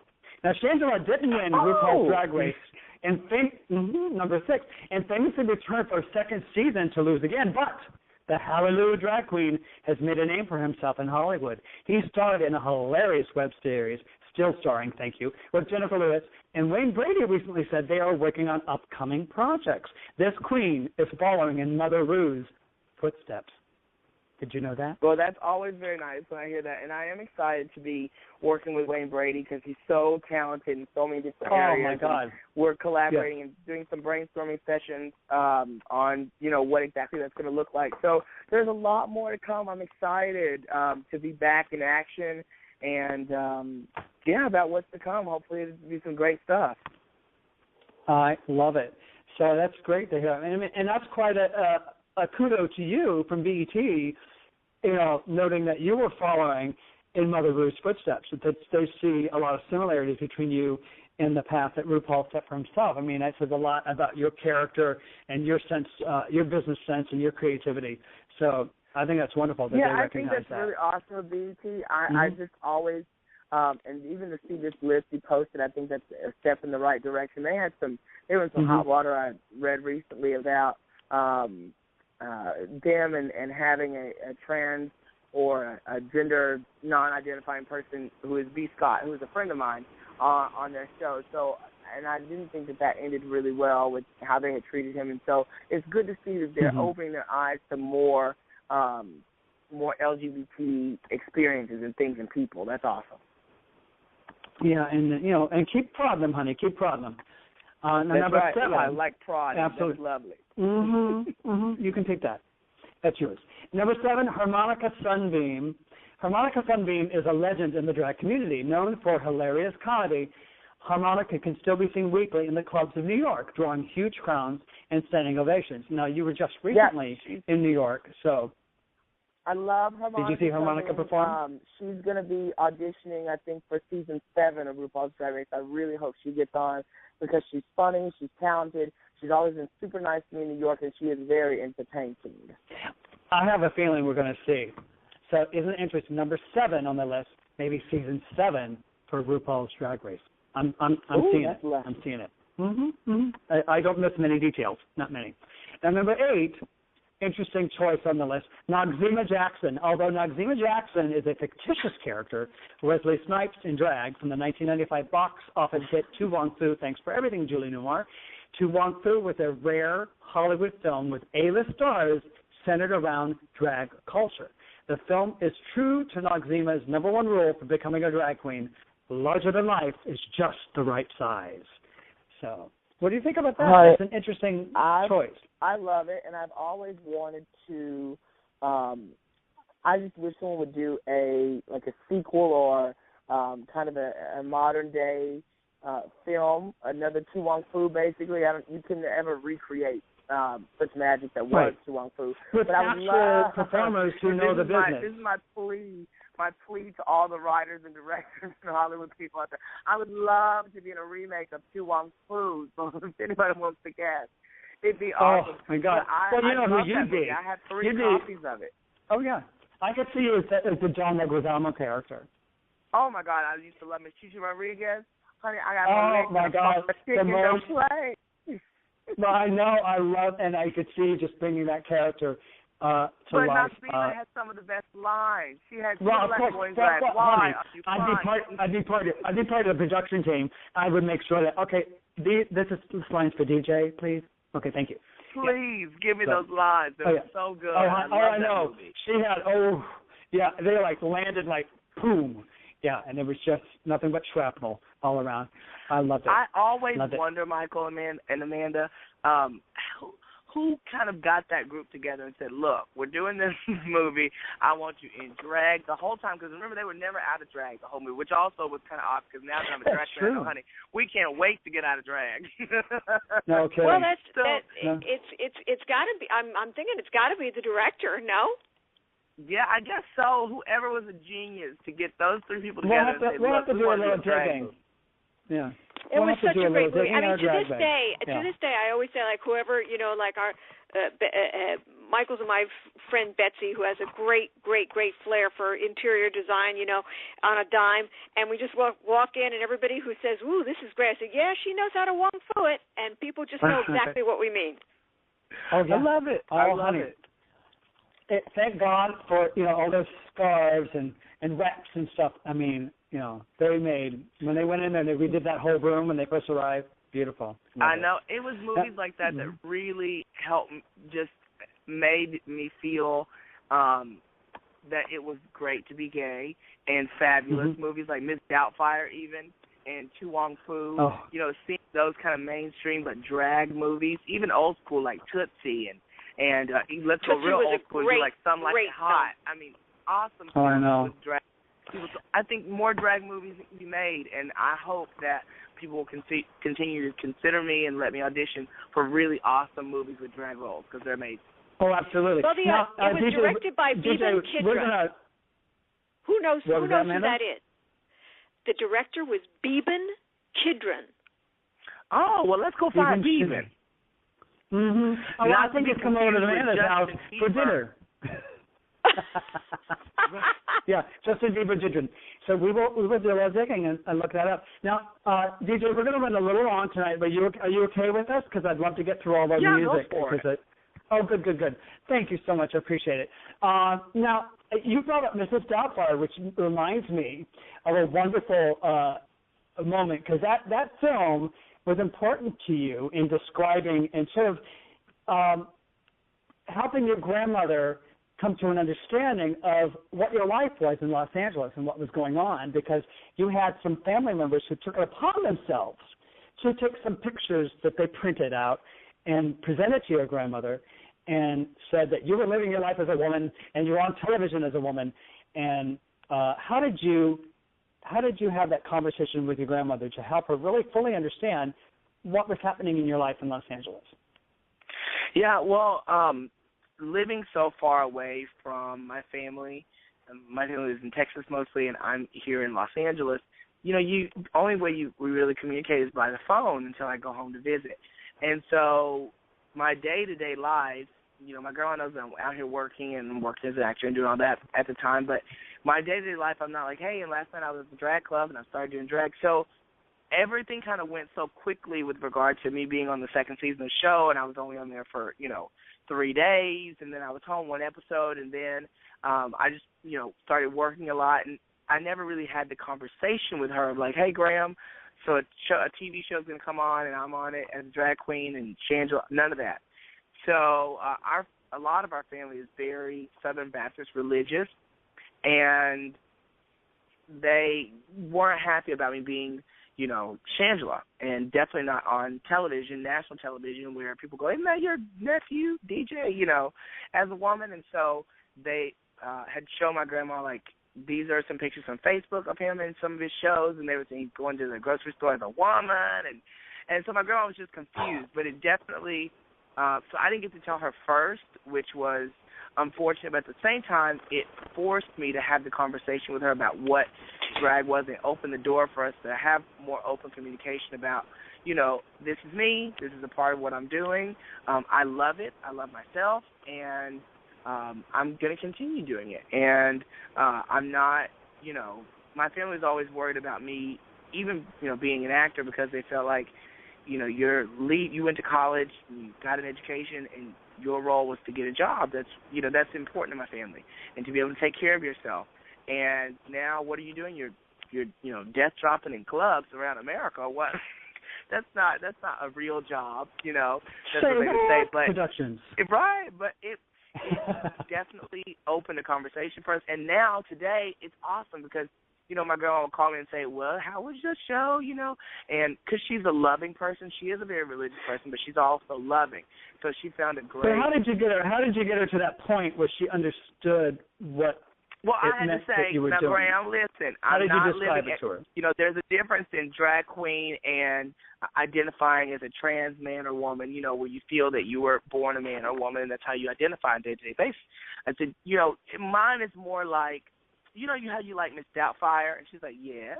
And I said, you know how you love Eddie Murphy and the Clumps when he does Grandma and Mama? Yeah. So, well, that's kind of like what I do, Graham. She said, oh. So she loves everybody. I have friends who are transgender, and she just, you have to explain it to her because that's just not that's foreign to her. Where I say, you know, I had a friend, right. remember? It's not part of her. It's not part of her language that she speaks. So you have to sort of introduce this information to her. It definitely gives me an opportunity to educate, and I'm just so fortunate that my grandma is a loving person who loves people for people, doesn't judge other people. She just says, that's the way you want to live your life, okay? And we have a difference on opinion on a lot of things, but at the root of it all is love, and that's how we can have a conversation. I love it. Oh, that's wonderful. You know what? I think our audience loves it too. Well, thank you. Yeah, they were so mesmerized. It took them a moment to put their hands together, but they did. You've got them spellbound. I love it. Now, to finish on our top, well, that's the magic of DJ. Now, the last two famous drag queens on our list of color. Number 9, Tyra Sanchez. Tyra Sanchez is the season 2 winner of RuPaul's Drag Race, and he went through a rough childhood marked by periods of homelessness to become the larger-than-life character that he is.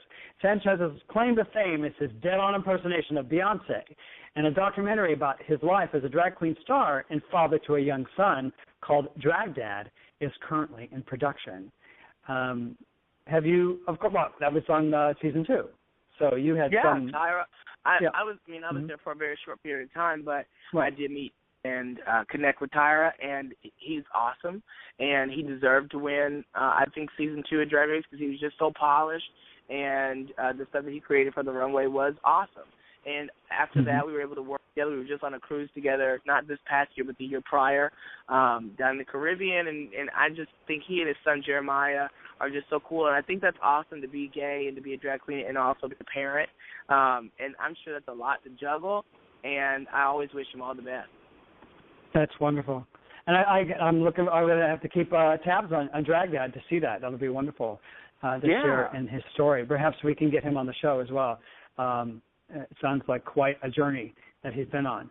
Now, to round out our 10 famous drag queens, which you were on that list as well, which is very exciting, Sahara Davenport, which we've mentioned before, Sahara Davenport, before becoming part of New York City's LGBT scene and a contestant on season 2 of RuPaul's Drag Race, Davenport was a classically trained dancer who studied at Southern Methodist University. A fixture on television, the stage, and the art scene, Davenport was one of the most versatile artists to use drag in his toolbox. He sadly died from heart failure in 2012 at just 27. And you had mentioned earlier that you obviously know him from Drag Race, but earlier than that, you went to school together. Yep. We met actually my fresh college, and he was phenomenal on, through college as well as after, and then, we were friends, and then seeing us on the show together, we were surprised to see each other there, and that was a great moment that I'll never forget in my life, and, him walking into that room and me sitting in that chair and almost falling off the chair going, oh, my God, I sat right there, and Sahara was so smart, and she Sahara. was one of the first. That's okay. She was one of the first drag queens to, out of the RuPaul's Drag Race clan, to produce music videos and to have good music out. And she had songs like, you can still get them on iTunes, they're fantastic, Pump With Me, and what was the other one? Go Off.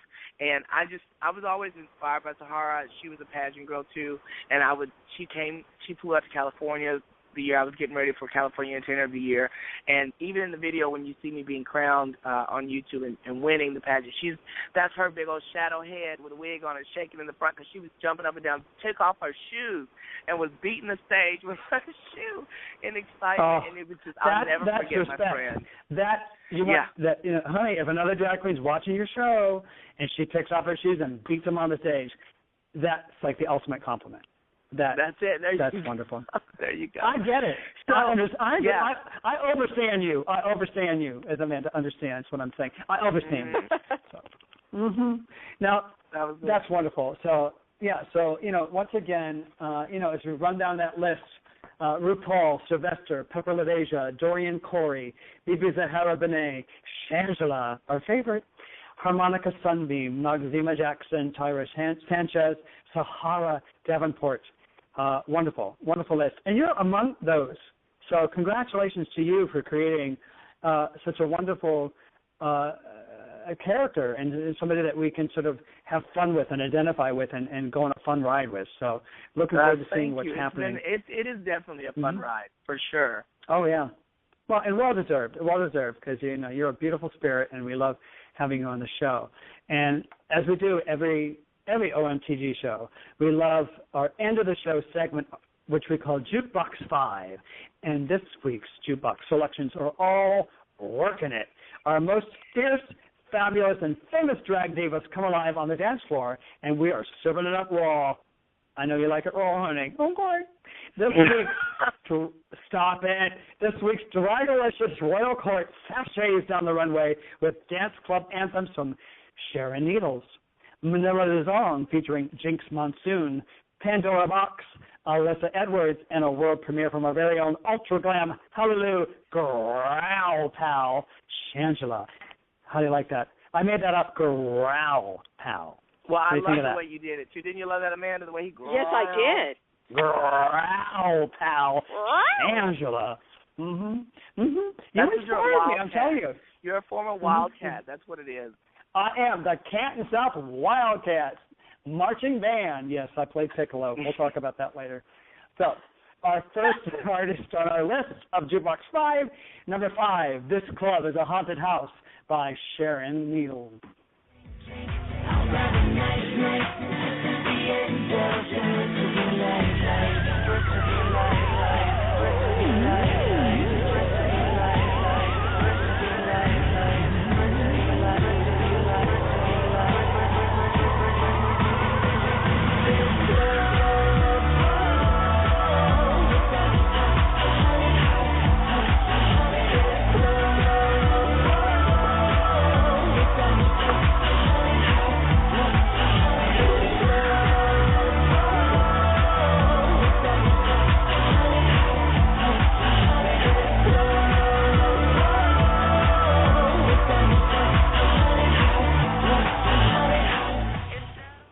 All right, were you twirling your pasties, girls? Were you twirling your pasties? I was spooked. I was spooked out. I loved it. Sharon is one of the. I think Sharon is a genius in the character that she's created, and I just saw her in New York a week ago, and I'm so proud of Sharon. She's a hard worker, so that's really awesome. Well, I think Sharon Needles should do a show with Ivy Drip. All I'm saying. Ivy Drip. And maybe Karen Needle. Yeah, well, that's a friend of ours. Have you heard of Miss Ivy Drip? I have. I haven't seen her live. I don't think I've met her in person, but I heard that her character is very also out there like Sharon.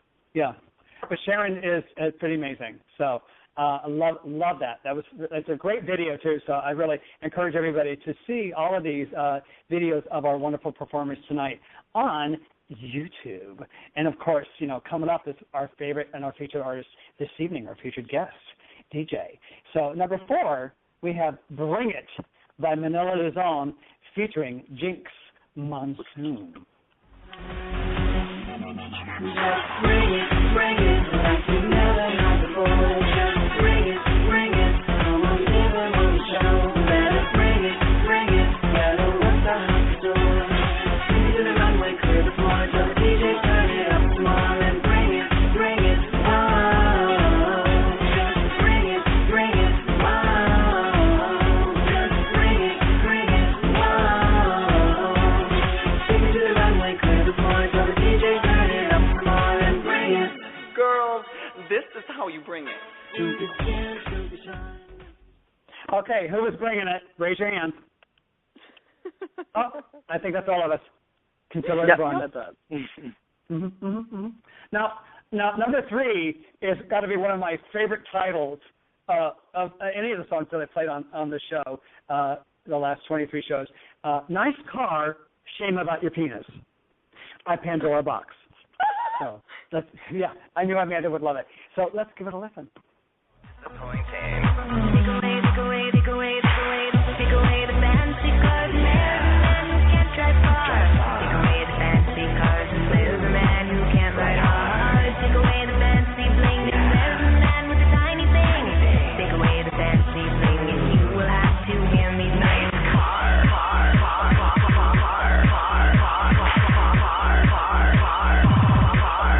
Shame about your nice car.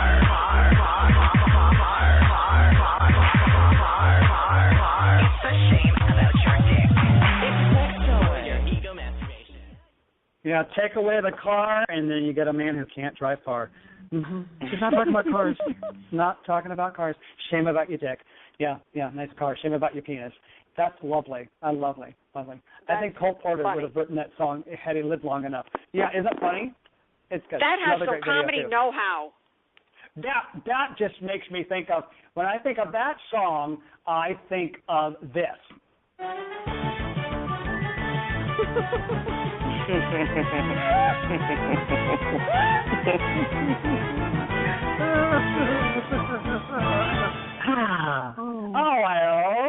Welcome to the Circus Kids.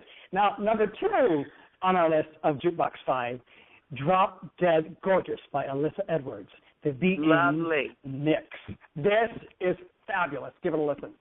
I need to get up in this gig, girl. Coco Montrese decides to throw a little bit of shade to be real cute. I don't get cute, I get drop dead gorgeous. I don't get cute, drop dead gorgeous. I don't get cute, drop dead gorgeous. I don't get cute, drop dead gorgeous. Looking good, feeling gorgeous. I don't get cute, drop dead gorgeous. I don't get cute, drop dead gorgeous. I don't get cute, drop dead. Looking good, feeling gorgeous. Oh, she really came that way? I need to get up in this gig, girl. Oh, she really came that way? I need to get up in this gig, girl. Coco, you're going to have to do a little bit more pink in the eye. Well, you're concerned about what's going on over here when you need to be worried about what's going on over there with that same makeup you've been running on the runway every single time. Girl, look how orange you look, girl. I may not be funny. All right. And I might not be a singer. Or a damn seamstress. But I am a fierce queen.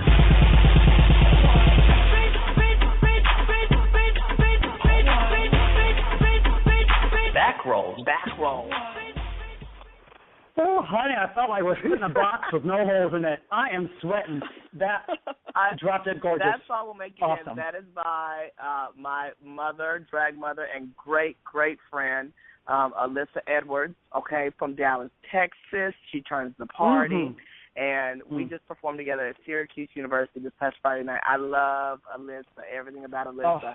And they're doing a campaign right now online for her own show called that follows her at her dance studio as a teacher and then her as a drag performer. And it's called Beyond Belief. So people should go and support that on YouTube, Beyond Belief. It's awesome. She rocks. And it's actually funny enough, Michael, the same guy who produced that song also produced both my songs, Call Me Laquifa and Working Girl, and we recently worked with him on a new song that Alyssa and I are releasing in about a month or so called Turn the Party. Well, you wait till we do a record, honey. Then they're going to really be turning it up because we got some ideas cooking. Okay, I'm saying Anything can happen. And speaking of working girl, and by working I mean WERQUIN, a little tag on it, girl, by Shangela Laquifa Wadley, not to be confused with Jody Laquifa Wadley. Okay, that's another artist altogether. I love. We talk about. Oh, she's fabulous. But, yeah. Are you really? You were not friends with Jody Watley. You were friends with Jody Watley. She was a judge on the 3rd season of Drag Race when I was on there. Oh, my God. And then we just kept in touch over Twitter. We've seen each other in person a couple of times. She's awesome. And then awesomer, which I love social media, the other day my phone, buzzed, and it said, Pam Grier is now following you on Twitter. And I was like, no way, that's the real Pam Grier. So I sent her a message, and she sent me one back. And it's the real Pam Grier. I love it. See, I had no idea about the Jody Watley. I have psychic powers. I have powers. Yes, you do. Somehow I knew. Well, let's not wait one more delicious second. This is Working Girl by our featured guest this evening, Mr. DJ Pierce, as Shangela. Let's give it a listen. I said stop! What are you doing?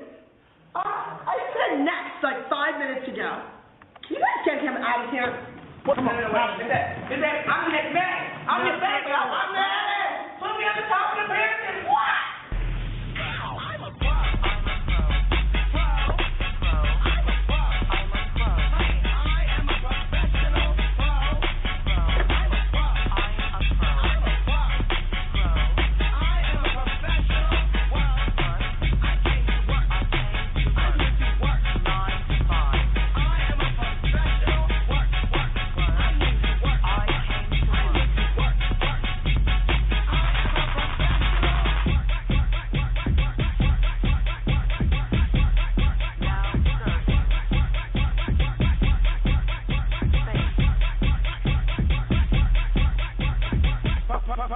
Professional.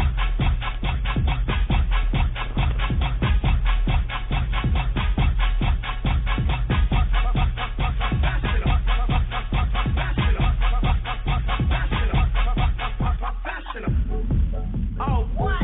Oh, so y'all want me to leave?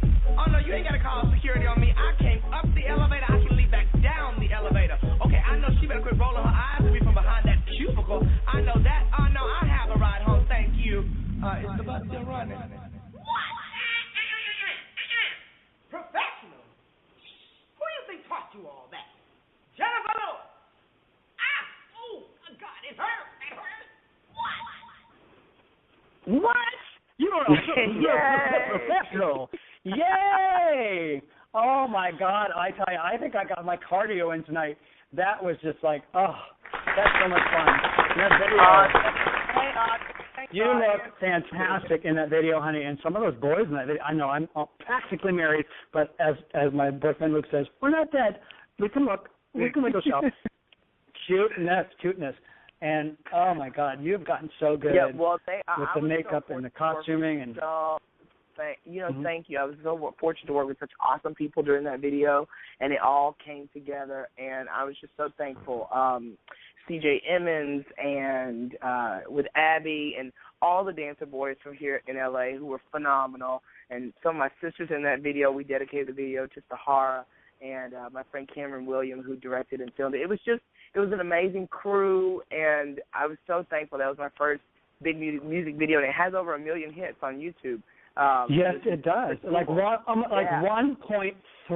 You're getting close to 1.3 million views on the YouTube. Ooh. And if anybody knows, let's think about 1,283,000 more than I have on one of my videos. But that's okay. That's okay. It's not a contest. It's not a contest. I think that's a lot of people, and well deserved, sweetheart, well deserved. So people should check out the rest of your videos on YouTube. They can also go to Shangela.com to find out what's going on in your life. And then your Twitter handles are it's Shangela, correct? Yeah, I'm at It's Shangela. Shangela on Twitter and Instagram. And they can find me on Facebook at facebook.com/ShangelaOnline. Just keep those numbers going skyrocketing high because you deserve it. So as we wrap up the show tonight, I just want to say thank you to our show's producer, my wonderful, loving, encouraging nephew, Christopher Taylor, who helped me get the show started. Our special guest host, Amanda, our special guest co-host, Miss Amanda Gari. Yeah, but you're Amanda, and tonight, yay! And tonight, yes, you too, baby. Oh, you guys, the love test. And tonight, out of this world, throwing it down in your face, multi-talented DJ Pierce, a.k.a. Shangela. For more information about our shows, our co-hosts, and sometimes as it is, guests and topics, just go to lnrradio.com. Remember to like us on Facebook, follow us on Twitter and Spreaker.com, and share with everyone you know. Thanks for tuning into OMTG on the LNR Radio Network. We're broadcasting a brand spanking new show every Wednesday. You know we love to thank. And to close out the evening, let us embrace the immortal words of Miss Shangela Laquifa Wadley. You never know where life can take you, but do what feels right and makes you happy. Stay positive through the BS, hold tight to good friends, and always follow your dreams. Now that's the tea. Good night, everybody. Yes, hallelujah. Good night, everybody. Thank you, sweetheart. Thank you. Pleasure.